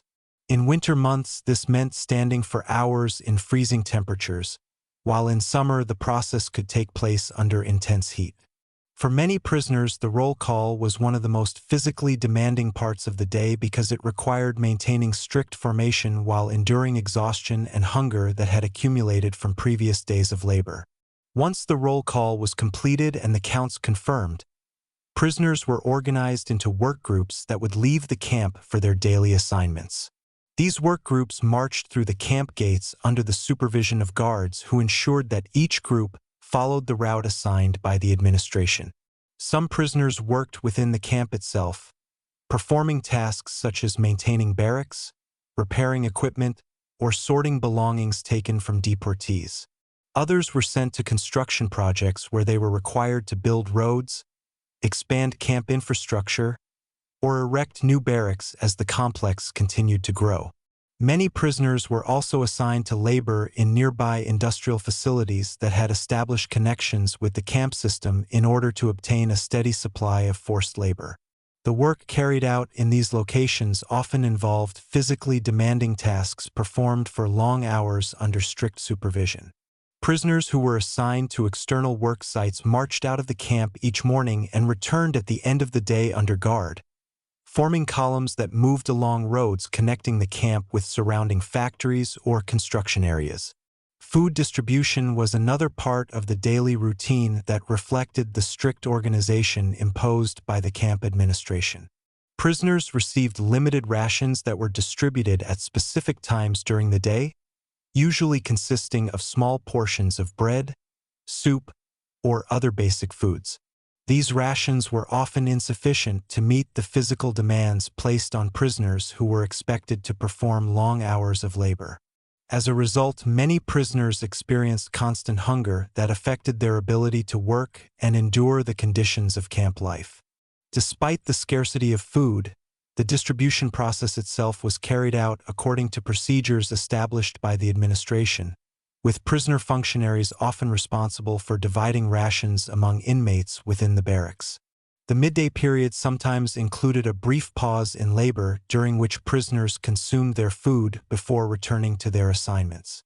For those working inside the camp, this break might occur near the barracks or in designated areas where work groups gathered temporarily before continuing their tasks. For prisoners assigned to external labor sites, the break often took place near the work location under the watchful eyes of guards, who ensured that the schedule remained on track. As the afternoon progressed and the day's labor came to an end, prisoners returned to the camp in the same organized groups in which they had departed earlier. Another roll call was conducted upon their return, requiring prisoners once again to stand in formation while guards counted the population to confirm that all members of each work group had returned. Only after the evening roll call was completed were prisoners permitted to return to their barracks for the night. Inside the barracks, the evening hours offered limited time for rest or quiet conversation before the lights were extinguished and the next day's routine awaited. The strict rhythm of daily life inside Auschwitz served several purposes from the perspective of the camp administration. By organizing each day around fixed schedules and repetitive procedures, the SS maintained control over the large prisoner population and ensured that labor assignments were carried out according to the needs of the camp system and the industries connected to it. The structure of the day also reinforced the authority of the guards and prisoner functionaries who supervised these routines. For prisoners themselves, the repetition of the daily schedule created a sense of time measured not by personal activities, but by the sequence of roll calls, marches, work assignments, and limited periods of rest that defined life within the camp. The routine continued day after day with little variation, forming the rhythm through which prisoners experienced the passing of time while confined within one of the most tightly controlled environments of the Nazi concentration camp system. Chapter 6, Segment 2. Living Conditions Inside the Barracks. Inside the barracks of Auschwitz, daily life unfolded within an environment shaped by overcrowding, limited resources, and strict regulations that governed how prisoners were expected to live within the confined spaces assigned to them, and the conditions inside these buildings played a significant role in shaping the physical and psychological experiences of the thousands of people who were forced to spend their days and nights within them. The barracks themselves were constructed quickly, often using simple wooden materials designed to house large numbers of prisoners, rather than provide comfort or adequate shelter. In the early stages of the camp's development, some prisoners were held in the converted brick barracks of the original Auschwitz camp, structures that had once served as military buildings but had been adapted for use as prisoner housing. As the complex expanded and Birkenau was constructed, new wooden barracks were erected across the fields of the camp in long rows that stretched across the landscape. These buildings were simple in design, with narrow interiors that contained rows of wooden bunks stacked in tiers. Each bunk was meant to accommodate several prisoners at once, and the total number of people assigned to a single barack could reach into the hundreds. Because the prisoner population grew rapidly during the war, overcrowding quickly became a defining feature of life inside these buildings. The bunks were arranged closely together, leaving limited space for movement between them, and prisoners often had little room to store the few personal items they were allowed to keep. Many inmates slept side by side on the wooden planks or thin straw mattresses that served as bedding. During cold months, the lack of insulation and heating made the interiors of the barracks extremely cold, while in warmer seasons the crowded conditions and limited ventilation created an environment that could become uncomfortable and difficult to endure. Despite these conditions, the barracks served as the central living spaces for prisoners, where they spent the hours between work assignments and roll calls. Within each barack, the camp administration assigned prisoner functionaries to help maintain order and ensure that the rules established by the SS were followed. These functionaries, often referred to as block leaders, were responsible for overseeing daily routines inside the barracks, including the arrangement of sleeping areas, the distribution of food rations brought in from camp kitchens, and the enforcement of regulations regarding cleanliness and behavior. Although they were prisoners themselves, Block leaders operated under the authority of the SS guards and were expected to maintain discipline among the inmates living in their assigned building. Their role placed them in a difficult position between the camp authorities and the general prisoner population, and the way these responsibilities were carried out could vary depending on the individual selected for the position. Hygiene within the barracks was another challenge that prisoners faced as part of daily life. Facilities for washing and sanitation were limited, particularly in the early years of the camp's expansion when infrastructure struggled to keep pace with the rapidly increasing prisoner population. In many cases, large numbers of prisoners shared a small number of wash basins or communal areas where water was available for cleaning. The combination of overcrowding, limited sanitation facilities, and the physically demanding labor assigned to prisoners created conditions in which illness could spread easily among the camp population. Prisoners returning from long work shifts often had little opportunity to rest properly before the next day's routine began, and the lack of sufficient nutrition further weakened many inmates. Food distribution within the barracks formed an important part of the daily routine. After work details ended and evening roll calls were completed, prisoners returned to their barracks where small rations were distributed. These rations typically consisted of bread, soup, or other basic food items provided by the camp kitchens. The quantities were carefully measured by the camp administration and were often insufficient to satisfy the hunger experienced by prisoners who had spent the day performing physically demanding labor. Within the barracks, prisoner functionaries oversaw the distribution process to ensure that each inmate received a portion according to the rules established by the administration. Despite the scarcity of food, these moments sometimes allowed prisoners to gather briefly around shared meals, exchanging quiet conversations about the day's events or about the lives they had known before arriving at the camp. The barracks also served as places where prisoners formed small communities based on shared language, nationality, or previous acquaintance.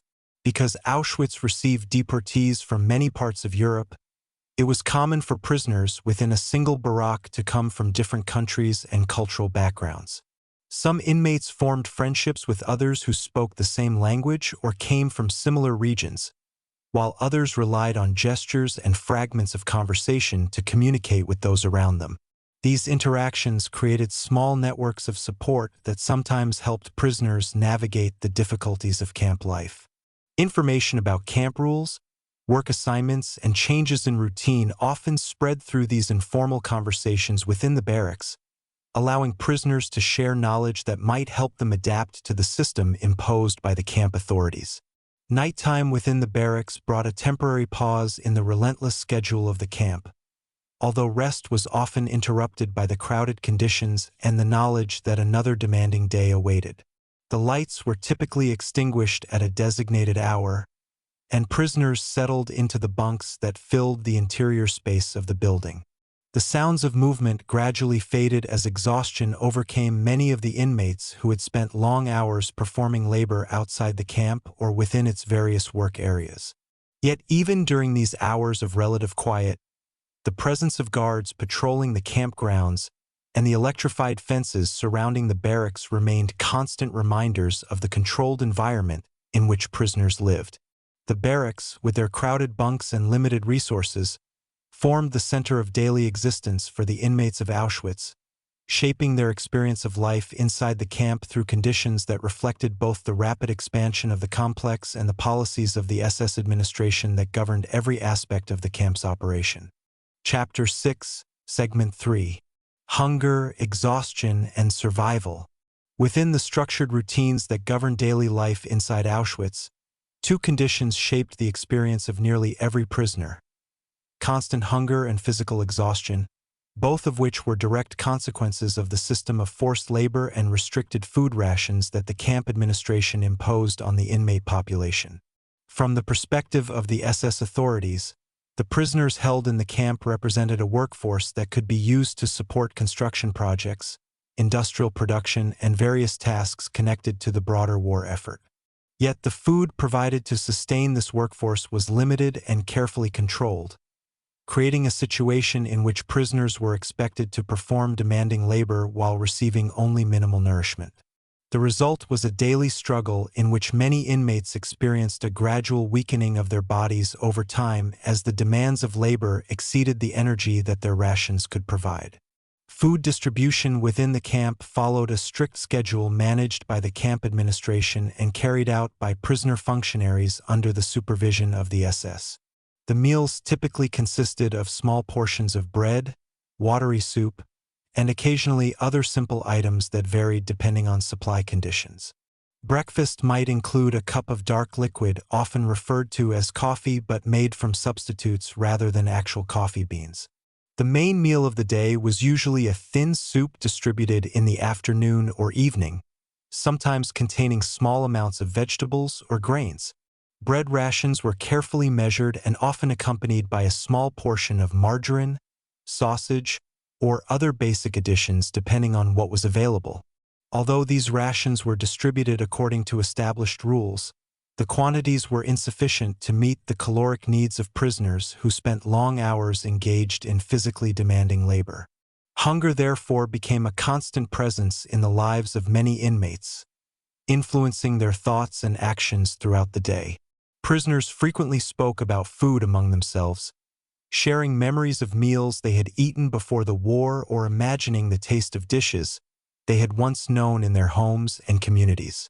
These conversations reflected both the physical hunger experienced by prisoners and the emotional longing for the normal life that had been interrupted by deportation and imprisonment. Some prisoners attempted to supplement their rations when possible by trading items within the camp's informal exchange networks. Small pieces of bread or other goods might be exchanged for favors or assistance within work details, creating a limited form of internal economy that operated quietly within the barracks and labor sites. However, opportunities to obtain additional food were rare, and the majority of prisoners relied entirely on the rations provided by the camp administration. Exhaustion accompanied hunger as another defining feature of daily life in Auschwitz. The work assignments carried out by prisoners often involved heavy physical labor that continued for many hours regardless of weather conditions. Construction work, road building, agricultural tasks, and industrial labor required sustained physical effort that gradually weakened the bodies of inmates who were already undernourished. Prisoners marched to their work sites early in the morning after roll call and often remained there until late afternoon before returning to the camp for evening procedures. The long hours spent performing repetitive and physically demanding tasks left many prisoners with little energy remaining by the time they returned to their barracks. Injuries and illness were common among inmates engaged in such labor, yet the system expected them to continue working unless they were completely unable to do so. Within the camp environment, maintaining physical strength became an important factor influencing survival. Prisoners who were able to perform labor were often retained within the workforce, while those who became too weak faced uncertain outcomes within the camp system. As a result, many inmates tried to conserve their energy whenever possible, learning strategies that allowed them to endure the work routines without exhausting themselves completely. Some prisoners sought assignments that were slightly less physically demanding if such opportunities arose, while others relied on cooperation with fellow inmates who could help share tasks during difficult moments. These small acts of cooperation sometimes made it possible for prisoners to complete work assignments despite the conditions they faced. The combination of hunger and exhaustion also influenced the emotional state of prisoners living inside the camp. The daily struggle to obtain enough food and endure the labor schedule left little time or energy for reflection beyond the immediate goal of surviving the next day's routine. Yet within the barracks and work groups, prisoners still found ways to maintain fragments of their identity and memory. Quiet conversations in the evening hours sometimes included stories about family members, childhood experiences, or cultural traditions remembered from home. These moments of shared memory served as reminders that the individuals confined within the camp had once lived lives far removed from the conditions they now faced. Even within an environment dominated by hunger and fatigue, The persistence of such memories allowed prisoners to hold onto a sense of personal history that extended beyond the fences surrounding the camp. Over time, the physical effects of hunger and exhaustion became visible in the appearance of many inmates. Weight loss, weakened muscles, and the gradual decline of physical health were common among prisoners who had spent months or years living under these conditions. The camp administration maintained records of prisoner populations and labor assignments, but behind these administrative figures were thousands of individuals struggling to endure the demands placed upon them each day. The system that governed Auschwitz relied on the ability of prisoners to continue working despite the hardships they faced. Yet the same conditions that made forced labor possible also created a constant cycle of fatigue and deprivation that defined life within the camp. Through this combination of restricted food supplies, physically demanding work, and strict discipline enforced by guards and administrators, the daily experience of hunger and exhaustion became one of the most consistent realities faced by the prisoners of Auschwitz, shaping their lives from morning roll call to the final moments of rest within the crowded barracks where they prepared to face another day inside the camp system. Chapter 7, Segment 1. The System of Forced Labor. As Auschwitz expanded into one of the largest camp complexes in the Nazi concentration camp system, forced labor became one of the central functions through which the camp operated, and thousands of prisoners confined within its fences were assigned to a wide variety of labor tasks that served both the needs of the camp itself and the broader economic demands of the German war effort. From the perspective of the SS administration, prisoners represented a workforce that could be exploited under conditions of strict control, allowing German authorities to extract labor while maintaining the rigid discipline that defined life inside the concentration camp system. The development of this labor system was closely tied to the rapid expansion of Auschwitz during the early years of the war. What had originally begun as a camp designed to hold political prisoners from occupied Poland gradually evolved into a complex network of camps and subcamps where prisoners were assigned to work in construction, agriculture, industrial production, and numerous other tasks required to sustain the growing camp infrastructure. Each morning after the early roll call, prisoners were organized into labor detachments known as commandos. These work groups were assembled according to assignments determined by the camp administration, which maintained records identifying which prisoners were capable of performing particular types of labor. Some prisoners remained inside the camp to carry out internal duties such as maintaining barracks, repairing equipment, preparing food in camp kitchens, or sorting belongings confiscated from deportees who had arrived in transports from across Europe. Others were marched outside the camp perimeter under guard to work sites located in nearby areas where construction or agricultural projects required large numbers of workers. One of the earliest forms of labor assigned to prisoners involved the continued construction and expansion of the camp itself. As Auschwitz grew larger, new barracks, roads, drainage systems, fences, and administrative buildings had to be built across the landscape. Prisoners were forced to perform much of this construction work, digging foundations, carrying heavy materials, and assembling wooden structures that would later house additional inmates arriving at the camp. The soil surrounding Birkenau was marshy and unstable, requiring extensive drainage work before permanent buildings could be erected.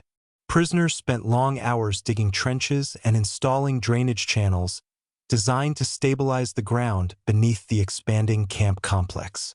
These construction projects were physically demanding and often carried out under difficult weather conditions.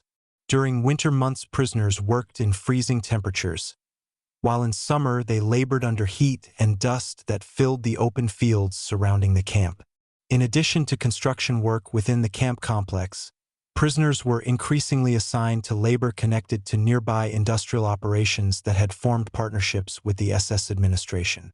German companies operating in the region required large numbers of workers for factories producing materials needed for the war effort.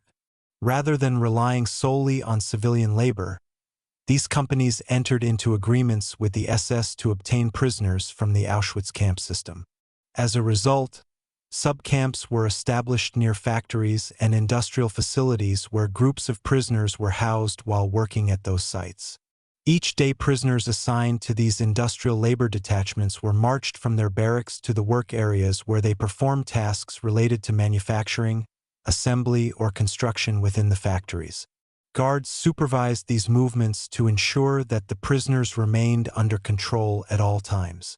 Agricultural labor also formed part of the work system connected to Auschwitz.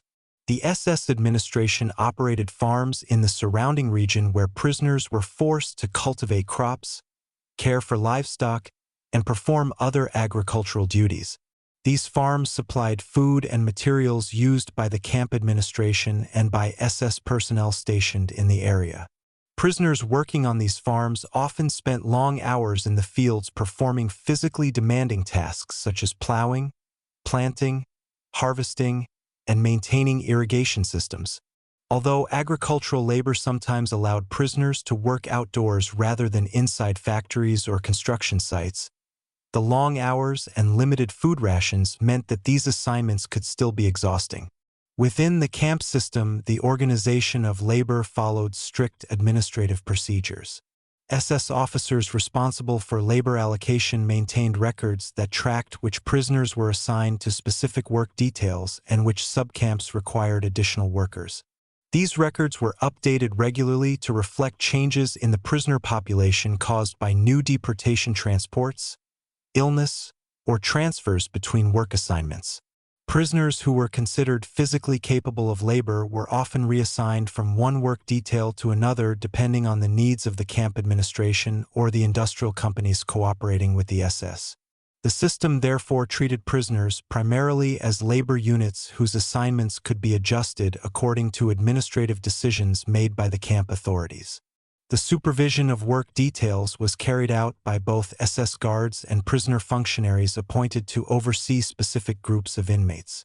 These prisoner supervisors, often referred to as capos, were responsible for ensuring that work tasks were completed according to the expectations of the camp administration.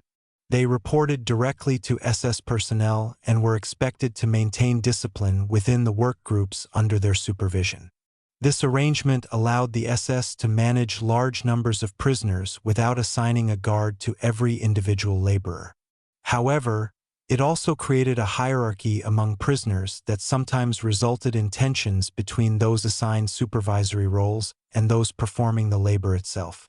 Despite the strict organization of the labor system, the conditions under which prisoners worked were extremely difficult. Long hours, limited food, and harsh discipline meant that many inmates struggled to maintain the physical strength required to complete their assignments. Yet, from the perspective of the camp administration, the forced labor system served as an essential component of the Auschwitz complex. It allowed the SS to integrate the camp into the economic structure of the Nazi regime while also maintaining control over the large prisoner population confined within its boundaries. Through the combination of construction projects, industrial work, and agricultural labor, the prisoners of Auschwitz were compelled to contribute their labor to a system that exploited their efforts under conditions of confinement and strict supervision, forming one of the central elements through which the camp operated during the years of the war. Chapter 7, Segment 2: Industrial Expansion and the Auschwitz Labor Network. As the war progressed and the demand for industrial production increased across Nazi Germany and the occupied territories, the Auschwitz camp complex became deeply integrated into a growing network of factories, construction projects, and industrial enterprises that relied on prisoner labor to sustain operations, and this transformation marked an important stage in the evolution of the camp from a place of detention into a central component of the wartime economy organized by the SS and cooperating German companies. The region surrounding Auschwitz, particularly the industrial area of Upper Silesia, had long been associated with mining, chemical production, and manufacturing activities even before the war began. When the Nazi authorities took control of the region following the invasion of Poland, they recognized the economic potential of these industries and sought ways to expand production to support the military needs of the German state. One of the solutions developed by SS leaders involved the systematic use of prisoners from the concentration camp system as a workforce that could be directed toward industrial tasks under conditions of strict control. Auschwitz, with its rapidly growing prisoner population and access to railway networks that connected it to industrial centers, soon became one of the most important locations where this policy could be implemented. As the camp expanded, SS administrators began negotiating agreements with large German companies that required labor for their factories. These companies recognized that the availability of prisoner labor offered an opportunity to maintain production even as the war placed increasing pressure on the civilian workforce. As a result, industrial firms established facilities near the Auschwitz complex or expanded existing plants in the region in order to take advantage of the labor force provided by the camp system. One of the most significant examples of this industrial cooperation occurred with the establishment of a large chemical plant operated by the German company IG Farben near the town of Monowitz, located several kilometers from the main Auschwitz camp. The construction of this industrial complex required thousands of workers, and the SS administration agreed to supply prisoners from Auschwitz who would be forced to perform the labor required to build and operate the facility. To accommodate the workers assigned to this project, a new subcamp known as Auschwitz III Monowitz was created, forming part of the broader network of subcamps connected to the main Auschwitz complex. Prisoners assigned to Monowitz were marched daily to the industrial site where they carried out construction tasks, maintenance work, and other duties related to the chemical production processes taking place at the plant. The establishment of Monowitz represented only one part of a much larger labor network that grew around the Auschwitz complex during the later years of the war. Numerous smaller subcamps were created near factories, mines, and workshops throughout the surrounding region. Each of these subcamps housed prisoners who were assigned to specific industrial tasks according to agreements between the SS and the companies involved. The prisoners lived in barracks located near the work sites and remained under the supervision of SS guards and prisoner functionaries responsible for maintaining discipline within the labor groups. Every morning, prisoners were marched from their barracks to the factories where they performed their assigned duties for many hours before returning to the subcamp at the end of the workday. The work carried out in these industrial settings varied widely depending on the nature of the factory or project involved. Some prisoners were assigned to heavy construction work, helping build new factory buildings, warehouses, and infrastructure required for industrial production. Others worked inside workshops assembling components, maintaining machinery, or performing manual tasks connected to the manufacturing process. In mining areas, prisoners were forced to dig, transport materials, and support operations that extracted resources used by the German war industry. Agricultural subcamps also existed where prisoners were assigned to cultivate crops or manage livestock used to supply food to SS facilities and military units stationed in the region. The integration of Auschwitz into this industrial network required careful coordination by the camp administration.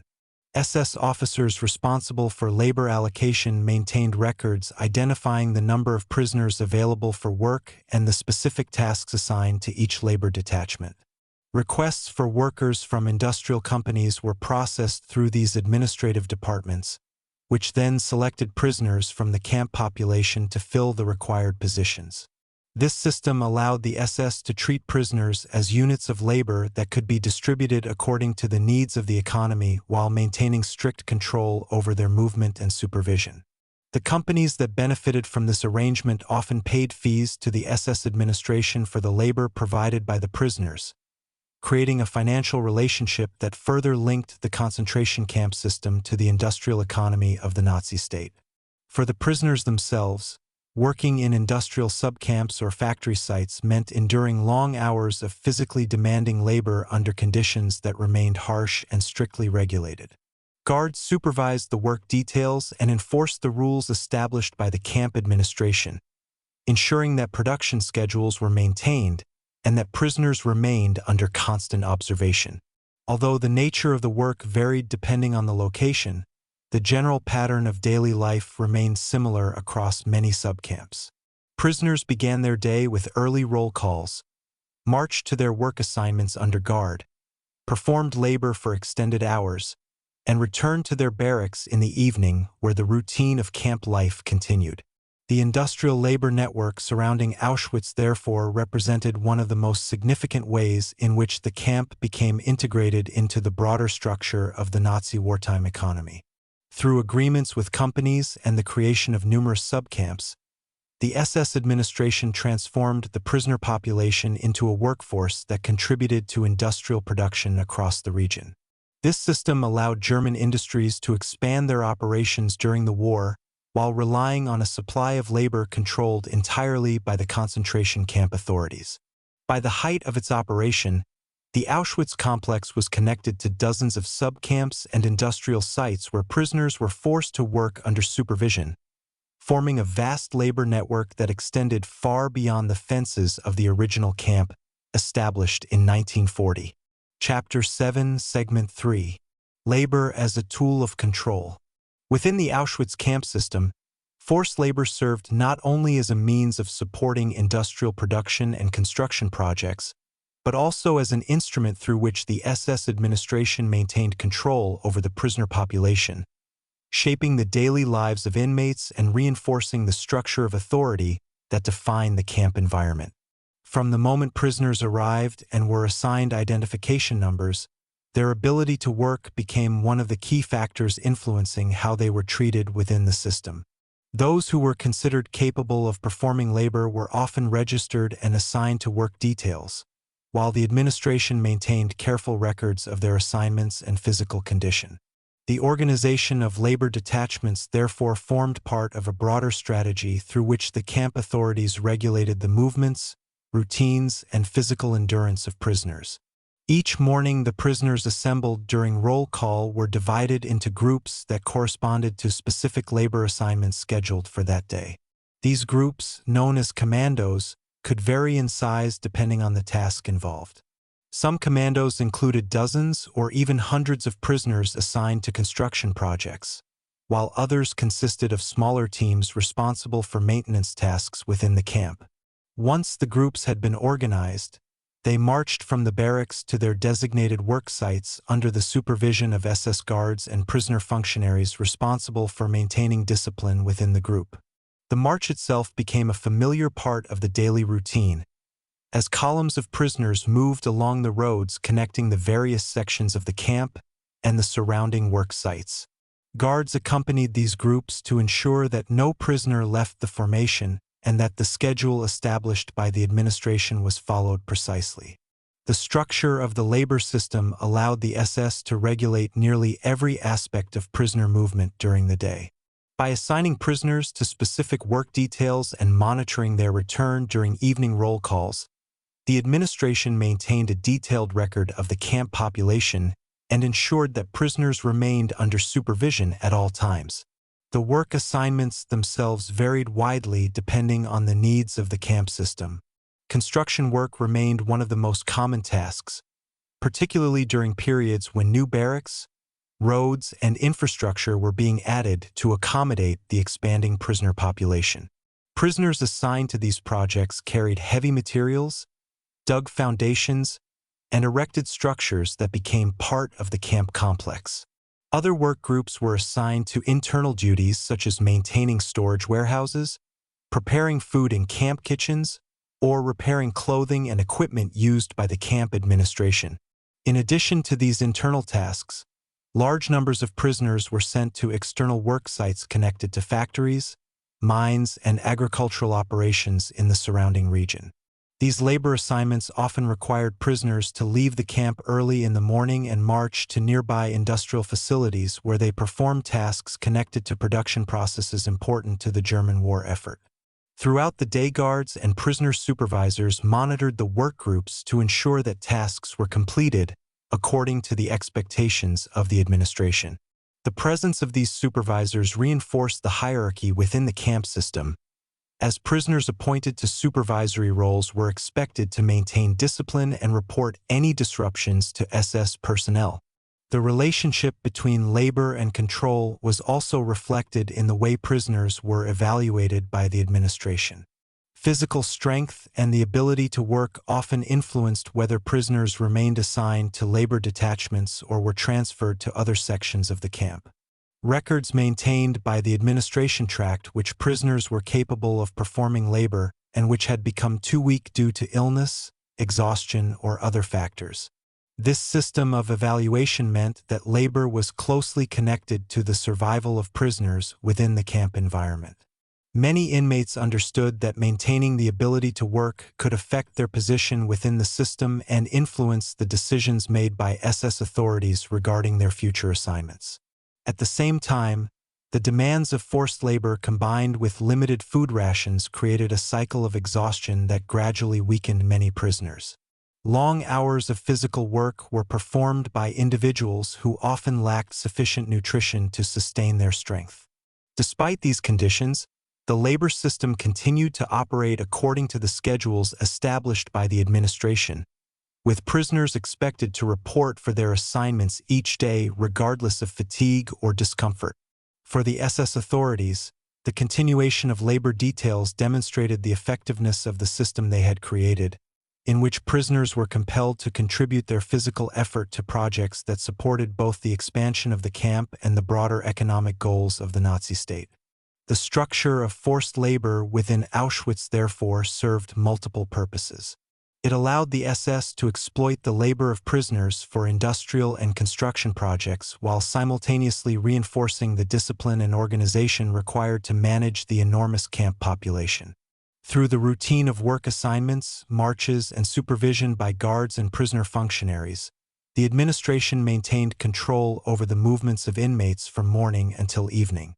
In this way, labor became not only a source of economic output but also a central mechanism through which the camp authorities regulated the lives of those imprisoned within the Auschwitz system, ensuring that every day followed a pattern defined by work, surveillance, and the strict authority of the SS administration.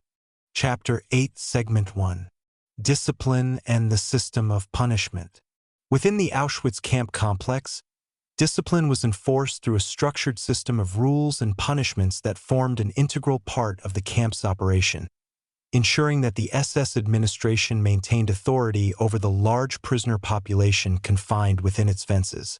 From the moment prisoners arrived and were registered within the camp system, they entered an environment where behavior, movement, and daily routines were governed by strict regulations established by the camp authorities. These rules applied to nearly every aspect of life inside the camp, including attendance at roll calls, compliance with work assignments, and adherence to the schedules that structured the daily routine. Any perceived violation of these rules could lead to disciplinary measures imposed by the SS guards or by the camp administration itself. The enforcement of discipline was considered essential by the SS leadership because it allowed a relatively small number of guards and administrators to control tens of thousands of prisoners within the vast Auschwitz complex. The system therefore relied on both formal punishments and the constant presence of authority figures to ensure that prisoners remained aware of the consequences of disobedience. Many of the disciplinary measures used in Auschwitz were similar to those employed in other concentration camps within the Nazi system, reflecting policies that had been developed earlier in the history of the camp network. Guards had the authority to impose immediate punishment for minor infractions observed during daily routines, particularly when prisoners were perceived to be moving too slowly, failing to follow instructions, or disrupting the order of work details. In other cases, prisoners could be reported to camp authorities for more serious violations, leading to formal disciplinary procedures carried out within designated areas of the camp. One of the most well-known forms of punishment used within the camp system involved confinement in special detention cells located within certain buildings of the main Auschwitz camp. Prisoners sent to these cells were held under strict conditions for a period determined by the camp administration. These detention areas served as places where individuals accused of violating camp rules could be isolated from the general prisoner population.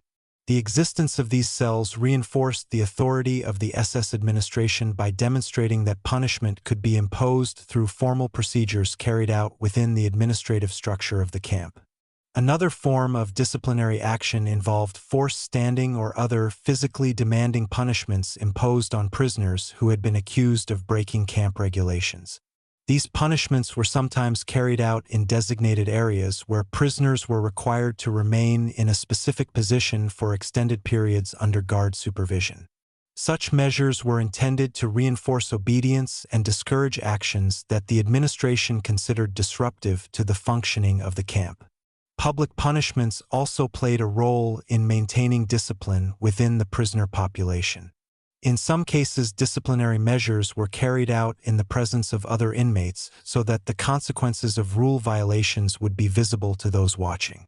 By making punishment a public event, the camp authorities reinforced the message that disobedience would not be tolerated within the controlled environment of the camp. The presence of guards and prisoner functionaries supervising these events ensured that the assembled prisoners remained silent and orderly while the disciplinary action was carried out. Through these practices, the SS administration sought to create an atmosphere in which the rules of the camp were understood by everyone living within it. The system of punishment was not limited to actions taken directly by SS guards. Prisoner functionaries, including block leaders and work supervisors, were also responsible for maintaining order within the barracks and labor groups assigned to their supervision. These functionaries were expected to report violations of camp rules and sometimes participated in enforcing discipline within the prisoner population. Because they were themselves prisoners operating under SS authority, their role created a complex dynamic within the camp hierarchy. Some prisoners viewed them as intermediaries who carried out instructions from the administration, while others saw them as individuals attempting to maintain order within an environment where the SS expected strict compliance with camp regulations. Regardless of these perceptions, the presence of prisoner functionaries allowed the SS to extend their system of discipline throughout the camp without assigning guards to supervise every individual prisoner directly. The strict enforcement of rules also extended to the routines that defined daily life in Auschwitz. Roll calls had to be attended by every prisoner, and any discrepancy in the count required the process to be repeated until the administration was satisfied that the numbers matched the official records. Work assignments had to be completed according to the schedules established by the administration, and prisoners were expected to follow instructions issued by guards or prisoner supervisors during labor details. Even small deviations from these routines could result in disciplinary action if they were interpreted as attempts to challenge the authority of the camp administration. Through this combination of regulations, punishments, and constant supervision, the SS authorities maintained a system of discipline that allowed them to manage the vast prisoner population of Auschwitz. The presence of punishment as a visible and ever-present possibility reinforced the hierarchy of authority that defined the camp environment. Prisoners lived within a structure where the rules were enforced by guards, administrators, and prisoner functionaries who operated together as part of a system designed to regulate behavior and maintain order within one of the largest concentration camp complexes created during the Second World War. Chapter 8, Segment 2. Surveillance and the Atmosphere of Control. Inside Auschwitz, the enforcement of discipline was supported by a constant system of surveillance that extended across every part of the camp complex, creating an environment in which prisoners were aware that their actions were almost always being observed by guards, administrators, or prisoner functionaries responsible for maintaining order. The physical layout of the camp itself played an important role in supporting this atmosphere of control. From the tall watchtowers positioned along the perimeter fences to the open spaces between barracks rows, the design of the camp allowed guards to monitor large areas at once. The electrified barbed wire fences that surrounded the camp served not only as barriers preventing escape, but also as visible reminders of the authority exercised by the SS over the prisoners confined within the complex. Watchtowers placed at regular intervals along these fences allowed armed guards to maintain a constant view of the campgrounds, and prisoners moving across the open areas between barracks were always within sight of these observation points. The towers therefore functioned as symbols of surveillance as well as practical components of the security system that controlled the camp's boundaries. Within the camp itself, patrols carried out by SS guards reinforced the sense that every movement was regulated. Guards walked along the roads that separated barracks compounds and monitored prisoners, as they moved between different sections of the camp for work assignments, roll calls, or other daily activities. These patrols ensured that prisoners remained within designated areas and that the schedules established by the camp administration were followed precisely. Even during moments that might otherwise appear routine, such as the march to a labor site or the return to the barracks after evening roll call, the presence of guards ensured that prisoners understood the constant supervision under which they lived. In addition to the SS guards responsible for external security and patrols, the camp administration relied heavily on prisoner functionaries to extend the reach of surveillance throughout the barracks and work details. Block leaders, capos, and other prisoner supervisors were expected to observe the inmates assigned to their sections and report any actions that might be interpreted as violations of camp rules. This system allowed the SS to maintain oversight of the large prisoner population without assigning a guard to every group of inmates. At the same time, it created a hierarchy within the prisoner community in which some inmates were placed in positions of authority over others. These functionaries were responsible for organizing barracks routines, ensuring that prisoners attended roll calls, and maintaining order during work assignments. Because their own positions depended on the approval of the SS authorities, they were expected to enforce camp regulations and report any disruptions that occurred within the groups they supervised. The presence of this internal hierarchy meant that surveillance within the camp operated not only from above but also through the interactions between prisoners themselves. Another important aspect of the surveillance system involved the regulation of communication and movement between different sections of the camp. Auschwitz was divided into multiple compounds and administrative areas, each separated by fences and controlled gates. Guards stationed at these gates monitored the passage of prisoners from one section to another, ensuring that individuals only moved along the routes assigned to them by the administration. For example, prisoners leaving the barracks for work assignments had to pass through designated checkpoints where guards verified that the work groups were organized according to the schedules recorded by the administration. These checkpoints formed part of a broader network of control points that regulated movement throughout the camp complex.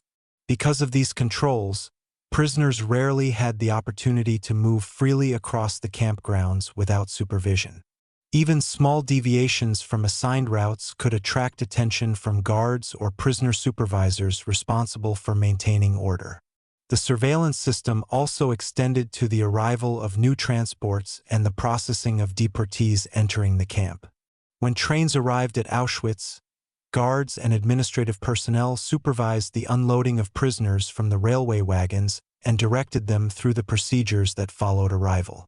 These procedures took place in carefully organized spaces where SS personnel could observe and control the movements of large numbers of people at once.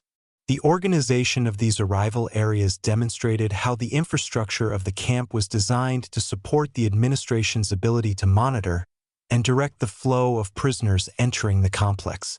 Within the barracks themselves, surveillance continued through the presence of block leaders and the structured routines that defined daily life. Prisoners were required to follow specific schedules for waking, assembling for roll calls, receiving food rations, and returning to their bunks in the evening. These routines created predictable patterns of movement that allowed the administration to account for the prisoner population at different times of the day. Roll calls in particular served as a moment when the entire population of a barracks or work group was counted and verified against administrative records.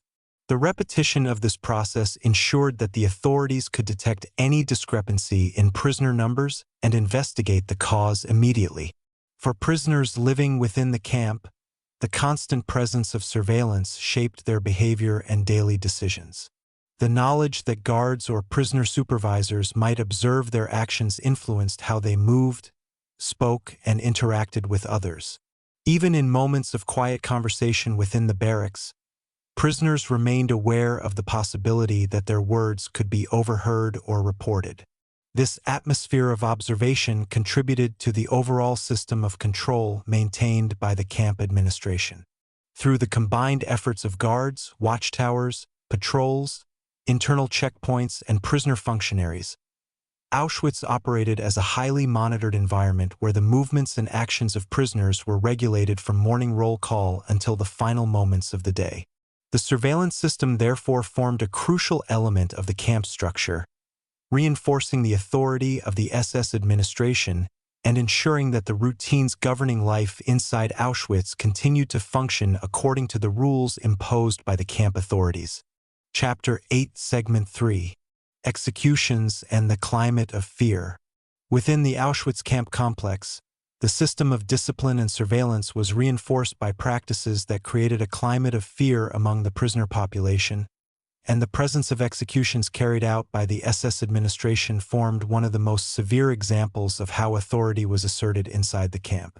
From the perspective of the camp authorities, these actions were intended to demonstrate the consequences of actions considered to be serious violations of camp regulations or threats to the security of the system.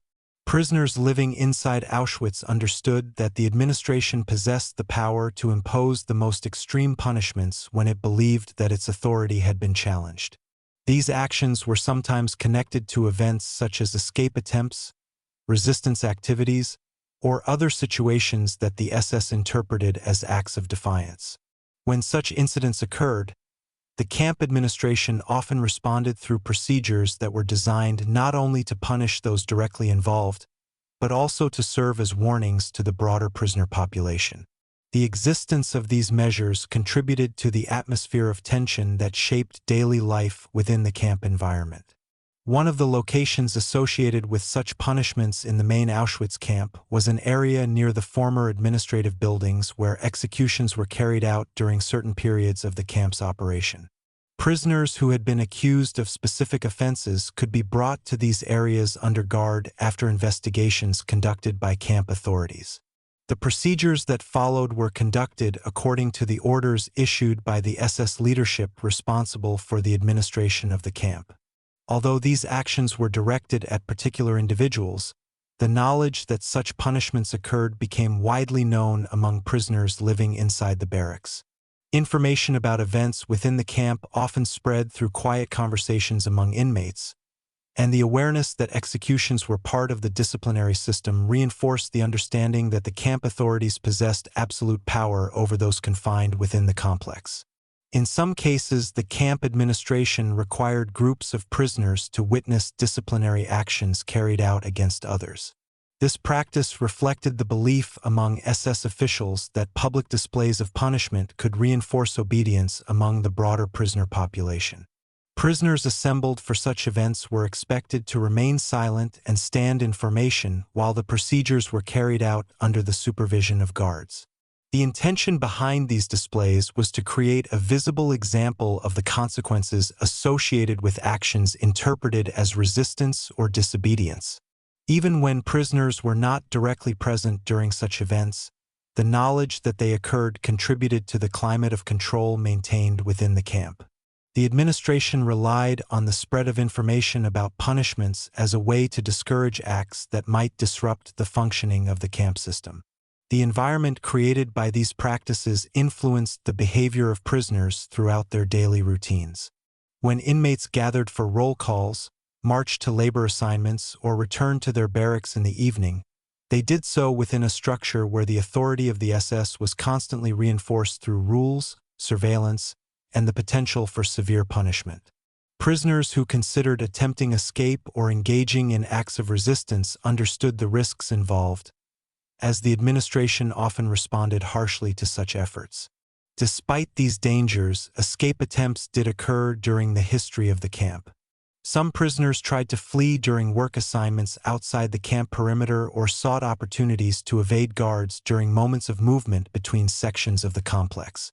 The camp authorities treated such attempts as serious breaches of security, and responses to these incidents were often used to reinforce the discipline expected within the camp.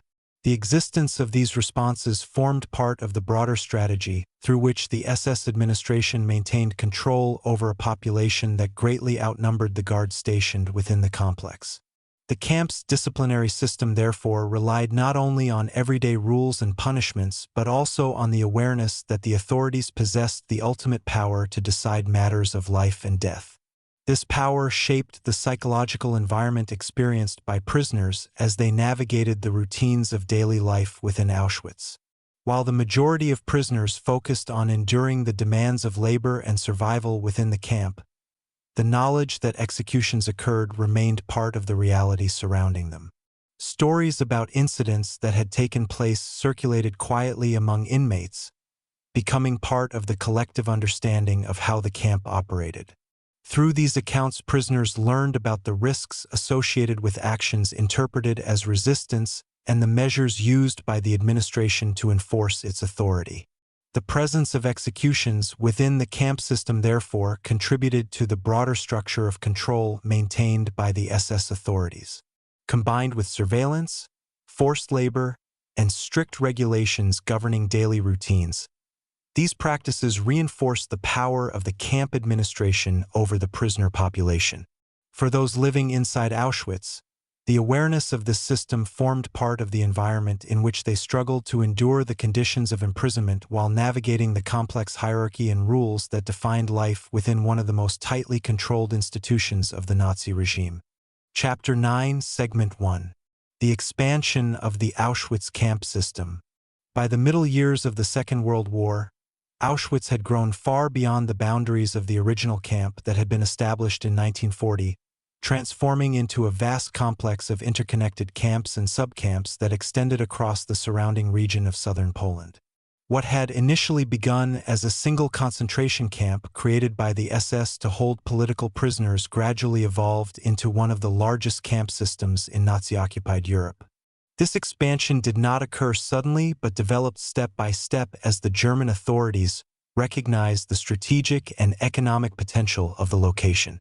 Situated near important railway lines and industrial regions, Auschwitz became a central point within the broader structure of Nazi occupation policies in Eastern Europe. The SS leadership responsible for the concentration camp system saw the location as ideal for developing a large administrative and operational center that could serve multiple purposes. As a result, the original camp, later known as Auschwitz I, soon became only one part of a much larger network that would eventually include numerous subcamps spread across the surrounding landscape. The most significant expansion occurred with the construction of Auschwitz II Birkenau, located several kilometers from the original camp. Birkenau was built on a large area of land near the village of Brzezinka, where fields and marshy ground were gradually transformed into an enormous camp complex. The construction of Birkenau began in 1941 and required extensive labor carried out by prisoners who were forced to clear land, dig drainage systems, and build the barracks that would eventually house tens of thousands of inmates. The design of Birkenau reflected the evolving role that Auschwitz was beginning to play within the Nazi camp system. Instead of serving only as a detention facility, the expanded camp was planned as a large center capable of receiving transports of prisoners from across occupied Europe. Rows of wooden barracks stretched across the fields, forming distinct sections within the camp that were separated by fences and guarded by watchtowers positioned along the perimeter. The layout of Birkenau was designed to accommodate a massive prisoner population while allowing the SS administration to maintain strict control over movement within the complex. As new barracks were constructed, additional sections were added to house prisoners from different categories, including men, women, and families deported to the camp. Each section operated according to the same routines that governed life in the original Auschwitz camp, with roll calls, labor assignments, and strict regulations enforced by guards and prisoner functionaries. Alongside the development of Birkenau, the Auschwitz complex continued to expand through the creation of additional subcamps established near industrial and agricultural sites in the surrounding region.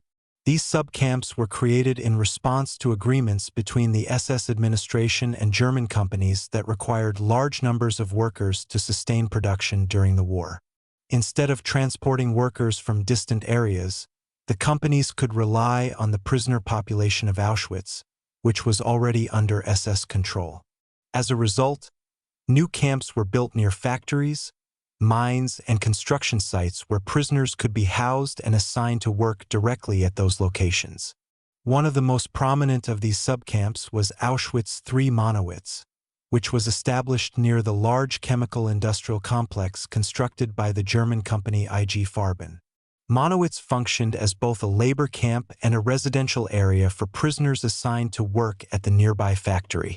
Each day, prisoners marched from the camp to the industrial site where they performed tasks related to the construction and operation of the chemical plant. The establishment of Monowitz demonstrated how the Auschwitz system had become closely connected to the economic goals of the Nazi state.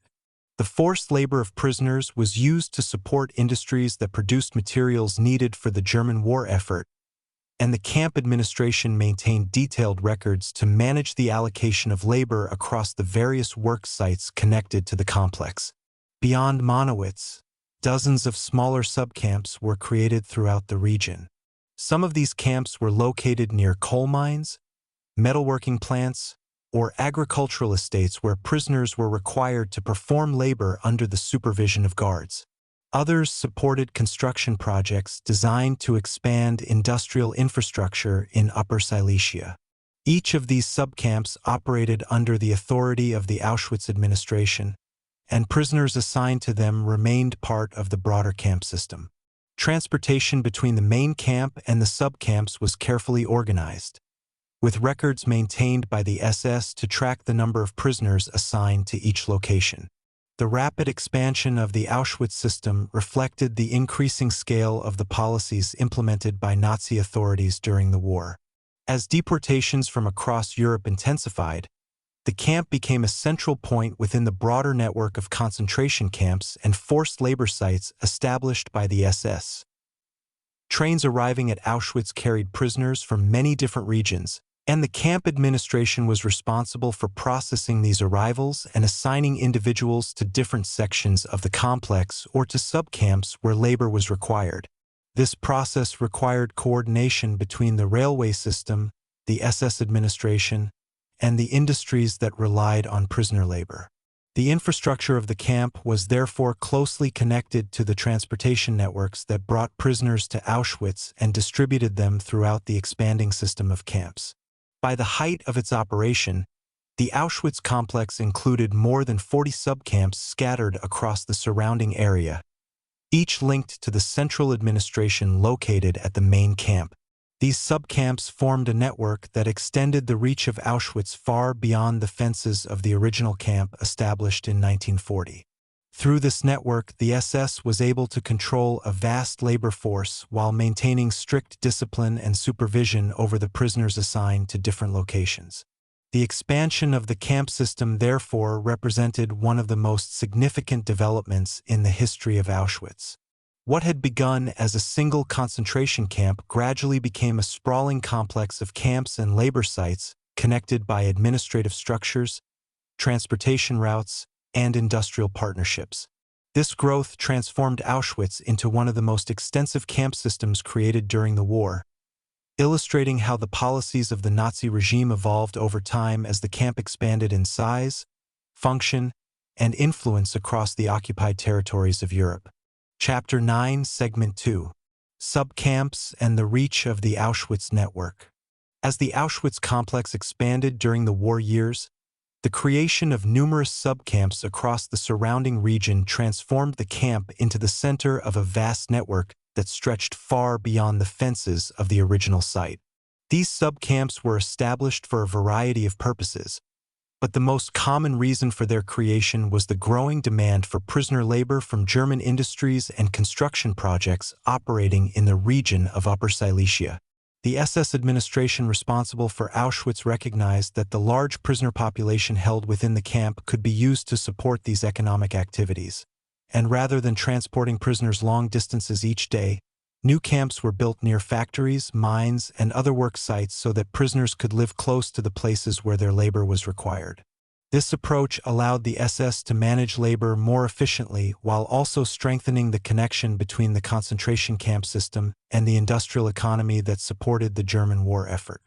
By the later years of the war, The Auschwitz complex included dozens of subcamps located across towns and industrial zones in the region, each operating under the authority of the central administration at Auschwitz but functioning as its own controlled environment where prisoners were housed and supervised. The establishment of these subcamps followed a pattern that reflected both administrative planning and economic necessity.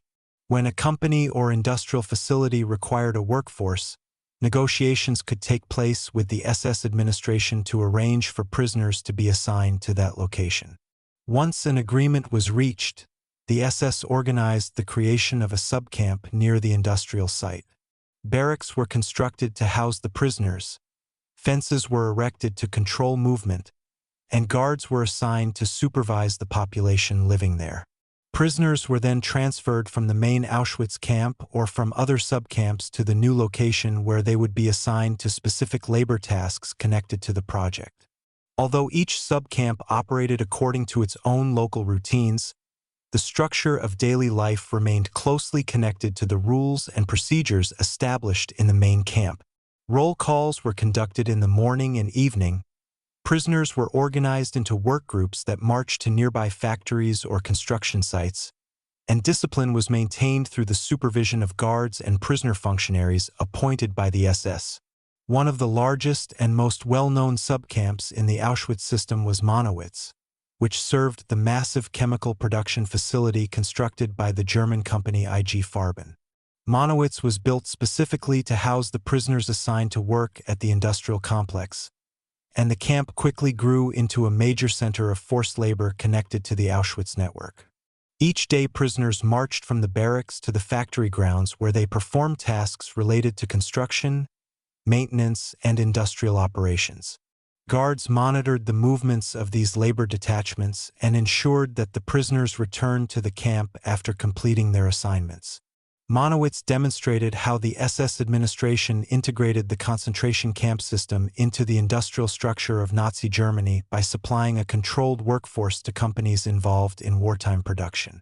Beyond Monowitz, many smaller subcamps were scattered throughout the region, each connected to a particular factory, mine, or agricultural operation. Some of these camps were located near coal mines where prisoners were forced to assist with excavation and transportation of materials extracted from underground tunnels. Others supported metalworking factories that produced components used in military equipment. Agricultural subcamps also existed where prisoners were assigned to cultivate crops or manage livestock on farms operated by SS authorities. In each of these locations, the prisoners lived under conditions similar to those found in the main camp, with crowded barracks, limited food supplies, and strict discipline enforced by guards.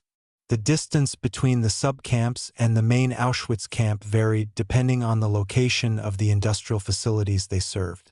Some were located only a few kilometers away, while others were positioned farther across the region, connected to the central administration through transportation routes and communication systems maintained by the SS.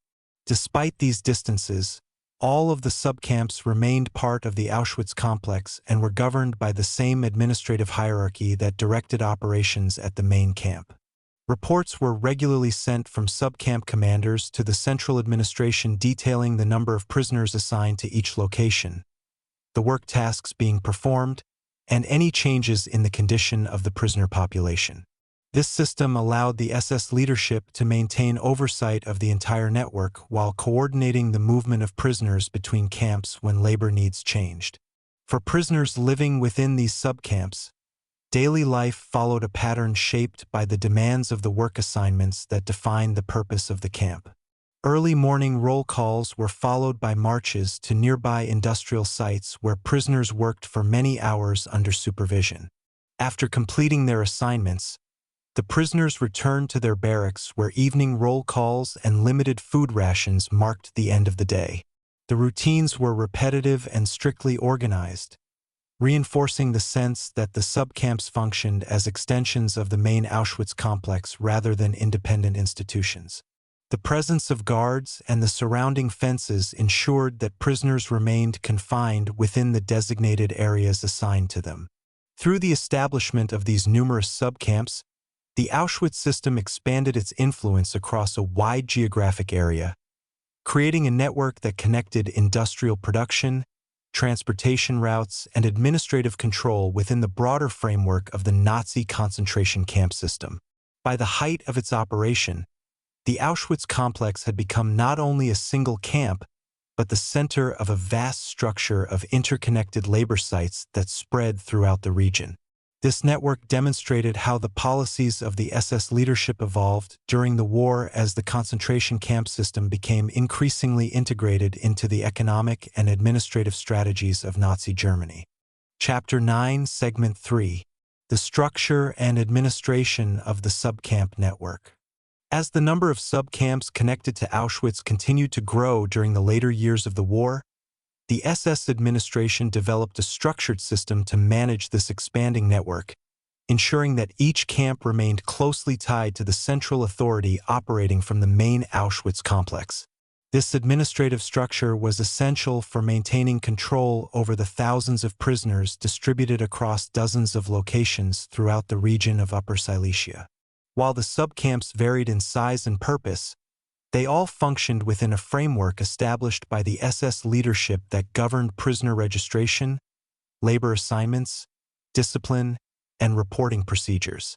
The command structure placed the main Auschwitz camp at the center of the system. From there, SS officers responsible for administration, labor allocation, and security coordinated the operation of the various subcamps. Commandants assigned to individual subcamps reported directly to the central administration, sending regular reports that documented the number of prisoners held at their location, the work assignments carried out each day, and the logistical needs required to keep the camp functioning. These reports allowed the SS leadership to maintain a detailed understanding of how the entire Auschwitz network operated, enabling them to move prisoners between camps when necessary to meet labor demands or respond to changes in industrial production. Transportation between the camps was organized through railway lines and road routes that connected the region to the central camp complex. When a subcamp required additional workers, prisoners could be transferred from the main camp or from another subcamp through a carefully documented process that updated the administrative records maintained by the SS. These records were an essential part of the system, allowing the administration to track prisoner identities, labor assignments, and movements across the network. Every prisoner registered within the Auschwitz system was assigned a number that appeared on administrative documents, clothing markings, and identification records maintained by the camp authorities. This numbering system allowed the SS to manage the large prisoner population while ensuring that individuals remained accounted for within the broader administrative structure of the camp complex. Within each subcamp, the internal organization of daily life followed procedures similar to those used in the main Auschwitz camp. Barracks were arranged in rows behind fences guarded by watchtowers, and prisoners were housed according to categories established by the administration. Roll calls were conducted at the beginning and end of each day to verify the number of prisoners present, and these counts were compared with the official records maintained by the camp commandant. If discrepancies appeared in the count, the roll call could be repeated until the administration confirmed that the number of prisoners matched the records. This process ensured that every prisoner remained accounted for within the system. After the morning roll call, prisoners were assembled into labor detachments and marched to the industrial facilities, mines, farms, or construction projects located near the subcamp. Guards supervised these movements while prisoner functionaries helped organize the work groups assigned to specific tasks. The work carried out by prisoners varied depending on the industry connected to the subcamp. In some locations, prisoners worked in factories producing machinery components or chemical materials used by the German military. In others, they performed construction work, building roads, warehouses, or industrial infrastructure required to support wartime production. Agricultural subcamps required prisoners to cultivate fields and manage livestock, contributing food supplies to SS units or local facilities controlled by German authorities. Despite these differences in work assignments, the structure of the camps remained similar, reflecting the standardized procedures developed by the SS to govern the concentration camp system as a whole. Food distribution, barracks organization, and disciplinary rules were administered through the same hierarchy of guards and prisoner functionaries used in the main camp. The presence of this hierarchy allowed the SS to supervise large numbers of prisoners with relatively few personnel by delegating certain responsibilities to selected inmates who served as block leaders, capos, or administrative assistants. These prisoner functionaries were expected to maintain order within their assigned barracks or labor groups and to report any irregularities to the SS guards overseeing the camp. The relationship between the subcamps and the central Auschwitz administration also involved logistical coordination related to supplies, equipment, and communication. Orders issued by the central command could be transmitted to subcamp commanders through written reports or direct communication channels maintained between the camps. Supplies such as clothing, tools, and construction materials were often distributed through the main camp before being transported to the subcamps where they were needed. This centralized distribution system reinforced the authority of the main Auschwitz administration and ensured that all parts of the network remained dependent on the central leadership responsible for coordinating operations across the entire complex. Over time, the network of subcamps connected to Auschwitz grew to include more than 40 separate locations scattered across the region.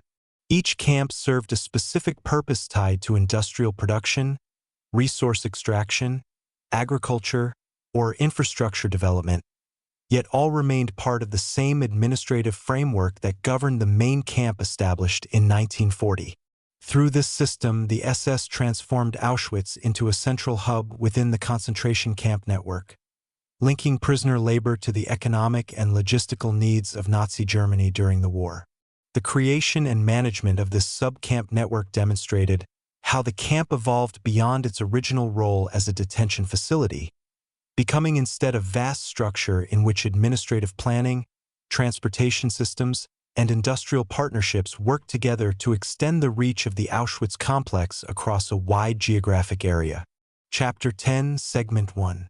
The final months of the camp system. By the beginning of 1945, the war in Europe had entered its final and most uncertain phase, and the vast network of camps that formed the Auschwitz complex began to face a rapidly changing military situation as Allied forces advanced from multiple directions toward the territories controlled by Nazi Germany. For several years, Auschwitz had operated as one of the central locations within the concentration camp system, functioning as both a major site of forced labor and a place connected to the wider machinery of Nazi policies across occupied Europe. The camp administration had grown accustomed to managing large prisoner populations and coordinating labor assignments across dozens of subcamps spread throughout the surrounding region. However, as the Eastern Front moved steadily westward and Soviet forces began approaching the area of Upper Silesia, the SS leadership responsible for Auschwitz realized that the stability of the camp system could no longer be assumed.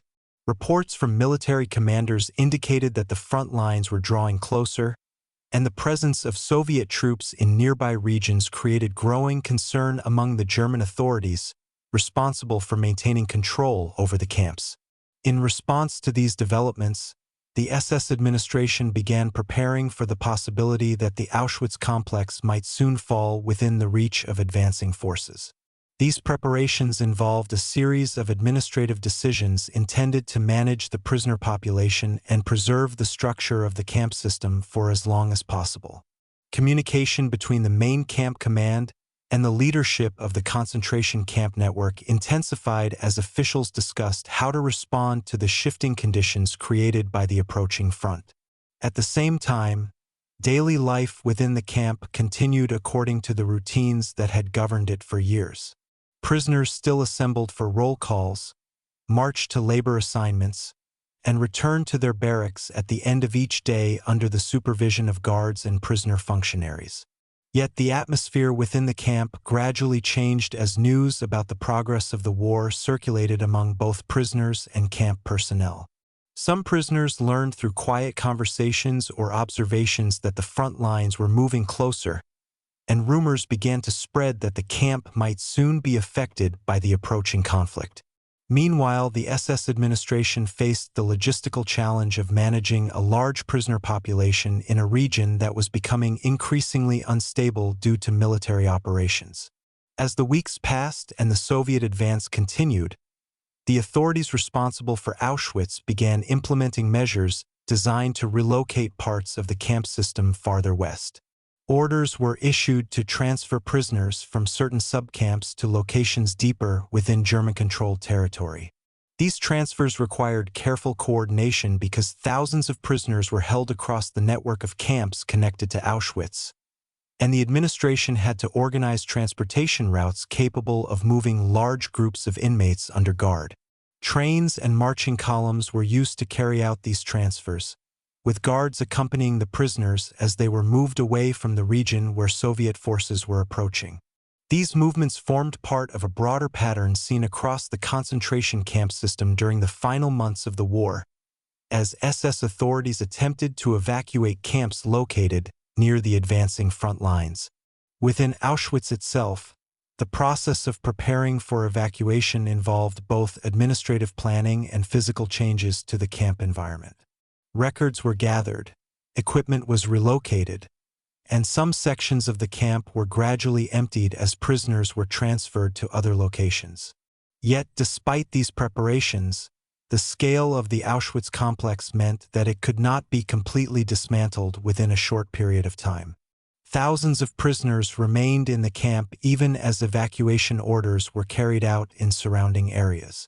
The guards responsible for maintaining discipline within the camp continued their patrols, while the administration attempted to coordinate the movement of prisoners under increasingly difficult conditions. The winter weather of early 1945 added further challenges to these operations, as snow and freezing temperatures affected the transportation routes used for prisoner transfers. For the prisoners themselves, these developments created an atmosphere of uncertainty. Many inmates had already spent months or years within the camp system and were accustomed to the strict routines that defined daily life in Auschwitz. The sudden appearance of evacuation preparations and prisoner movements introduced a new element into the environment of the camp. Some prisoners were assigned to work details connected to dismantling equipment or preparing supplies for transport, while others waited to see whether they would be included in the next group scheduled for transfer. The situation evolved rapidly as military reports continued to indicate that Soviet forces were approaching the region. For the SS authorities, maintaining control over the prisoner population remained a priority even as the larger political and military situation began to shift beyond their control. The administration continued to enforce the rules and procedures that governed the camp while attempting to implement evacuation plans across the network of subcamps connected to Auschwitz.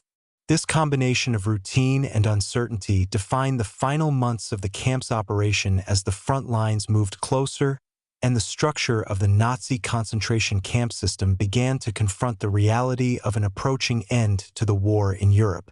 Chapter 10, Segment 2. Evacuations and the Departure of the SS. As January 1945 approached, the military situation surrounding the Auschwitz complex changed rapidly as Soviet forces continued advancing through occupied Poland, bringing the war increasingly closer to the region of Upper Silesia where the camp system had operated for several years. The SS administration responsible for Auschwitz had already begun implementing evacuation plans, but as the front lines moved closer, these plans became urgent. Orders were issued to remove large portions of the prisoner population from the camp and from the many subcamps that formed part of the wider Auschwitz network. These evacuations were carried out through a combination of train transports and forced marches that moved prisoners westward into territories still controlled by Nazi Germany. The intention of the SS authorities was to relocate prisoners to other concentration camps deeper inside the German Reich where they could continue to be used as laborers and where the camp system itself might remain operational for a longer period of time. Organizing such evacuations required significant coordination because the Auschwitz complex held tens of thousands of prisoners across its main camps and subcamps. Administrative officers gathered records identifying the number of prisoners assigned to each location, and guards were instructed to assemble groups that would be moved in stages according to the transportation capacity available. During the final weeks before the evacuation, the atmosphere within the camp grew increasingly tense as prisoners observed unusual movements of guards, the removal of supplies, and the preparation of transportation routes. Some prisoners were assigned to work details that involved loading equipment, dismantling structures, or organizing storage areas as the administration attempted to prepare for the departure of personnel and materials from the camp. At the same time, groups of prisoners were assembled and marched out of the camp under guard, beginning journeys that would take them toward other concentration camps located farther west. Many of these movements took place during extremely cold winter conditions, as January temperatures in the region dropped below freezing. Prisoners marched along roads that led away from Auschwitz toward railway stations or other camps where they would be held after leaving the region.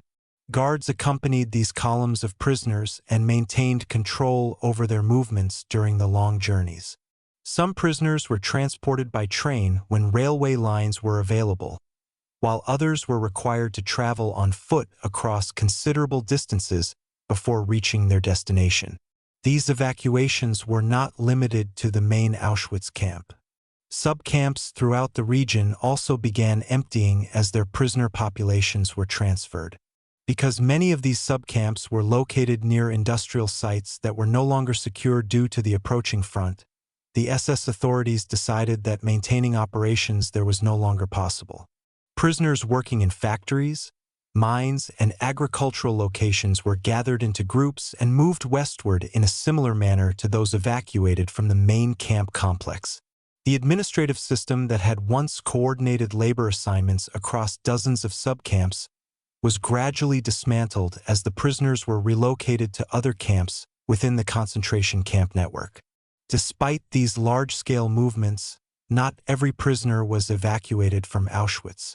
Thousands remained behind in the camp due to illness, exhaustion, or other conditions that prevented them from joining the evacuation columns. As the main groups of prisoners were marched away from the complex, the number of guards stationed within the camp also began to decrease. Many SS personnel were reassigned to accompany the evacuations or were ordered to withdraw westward ahead of the approaching Soviet forces. The remaining guards maintained control over the camp during the final days before the arrival of Soviet troops. But the scale of the complex and the reduced number of personnel meant that the system which had once governed every aspect of camp life was beginning to dissolve. Administrative offices that had once managed the daily routines of the camp gradually ceased operating as records, and equipment were removed or abandoned.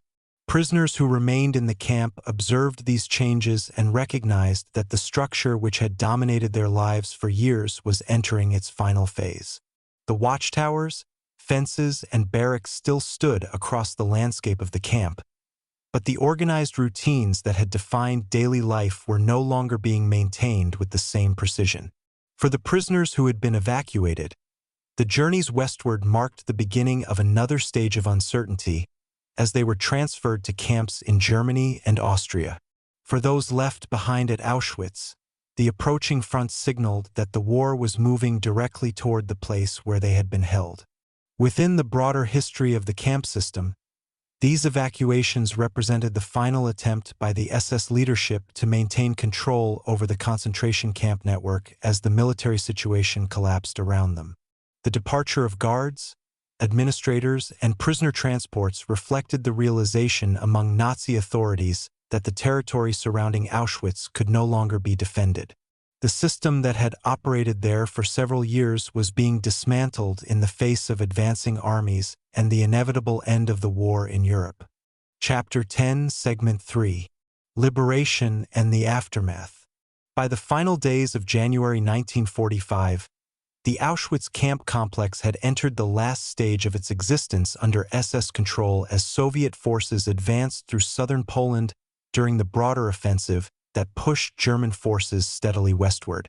In the weeks leading up to this moment, the camp administration had carried out evacuations that moved many prisoners away from the region, but thousands still remained inside the campgrounds when the final withdrawal of SS personnel began. The structures that formed the Auschwitz complex were still standing across the wide fields surrounding the camp. Rows of barracks stretched across Birkenau, the fences and watchtowers still marked the boundaries of the camp, and the railway lines that had carried deportation transports to the site remained visible. Yet the organized system that had once directed the daily life of the camp was rapidly disappearing as guards and administrators departed ahead of the advancing front. For those prisoners who had been left behind, the final days before liberation were filled with uncertainty as the sounds of distant military activity grew closer. The camp, which had once operated according to strict routines of roll calls, labor assignments, and surveillance, was now entering a period where the authority that had controlled it for years was beginning to collapse. On January 27, 1945, units of the Soviet Red Army reached the area surrounding Auschwitz. As soldiers entered the complex, they encountered the remaining prisoners who had been unable to leave during the evacuations. These individuals included men, women, and children who had endured months or years within the camp system and who had remained behind because illness or exhaustion had made the long evacuations impossible. The arrival of Soviet troops marked the end of the camp's operation as part of the Nazi concentration camp system. Soldiers moving through the complex discovered the extensive infrastructure that had been constructed over several years. Barracks filled the landscape of Birkenau, administrative buildings remained in the original Auschwitz camp, and warehouses contained large quantities of personal belongings that had been taken from deportees who had passed through the camp. The scale of the complex revealed the magnitude of the system that had operated there during the war. For the prisoners who had survived within the camp, liberation represented a moment of profound change after years spent under strict control.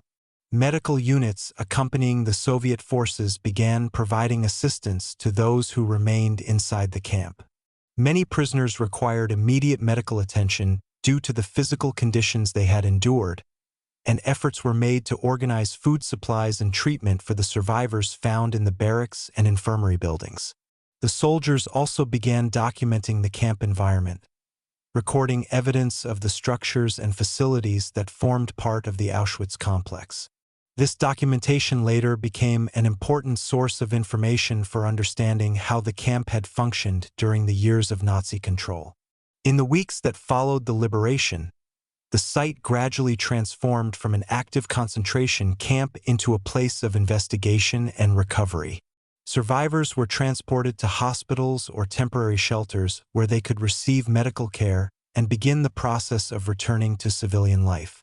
At the same time, investigators examined the camp infrastructure and gathered records that had been left behind by the departing SS administration.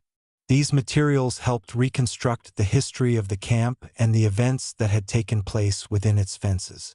As the war continued to move toward its final months, the story of Auschwitz began to reach the wider world through reports describing what had been discovered at the site. After the war ended, the former camp complex became a location associated with remembrance and historical study. Many of the buildings and structures that had formed the camp were preserved so that future generations could understand what had occurred there. The barracks, watchtowers, railway tracks, and other elements of the camp landscape remained as physical evidence of the system that had once operated within those boundaries. Over time, the site was transformed into a memorial and museum dedicated to documenting the history of Auschwitz and honoring the memory of those who had been imprisoned there. Visitors who walk through the grounds today encounter the same physical environment that once formed part of the camp system. The long rows of barracks still stretch across the fields of Birkenau, and the entrance gate of the original Auschwitz camp continues to stand as a symbol of the place where thousands of prisoners passed through during the years of the war. The preserved buildings, exhibits, and archives provide historical information that allows researchers, students, and visitors to study the events connected to the camp. Through this process of preservation and documentation, Auschwitz became one of the most recognized historical sites associated with the Holocaust. The liberation of the camp in January 1945 therefore marked not only the end of its operation as part of the Nazi concentration camp network, but also the beginning of a new chapter in which the site would serve as a place of memory, education, and reflection. The fields and buildings that once formed the center of a vast camp system now stand as reminders of the events that took place there during the war and of the importance of understanding that history so that it remains part of the collective memory of the world.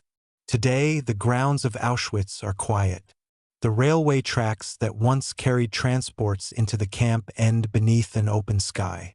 The barracks stand in long silent rows across the fields of Birkenau, and the remains of buildings that once formed part of the camp system rest quietly among the grass and gravel paths. Visitors who walk through these spaces move slowly, reading names, dates, and fragments of history that attempt to explain how such a place came to exist. Auschwitz was not created overnight. It developed step by step, from the early planning of the camp in 1940 to its expansion into a vast complex of camps and subcamps, to the systems of forced labor, surveillance, and administration that operated within its fences. Understanding Auschwitz means understanding how systems, decisions, and structures came together to build one of the most devastating institutions of the Second World War. Today, the camp remains preserved as a memorial and museum.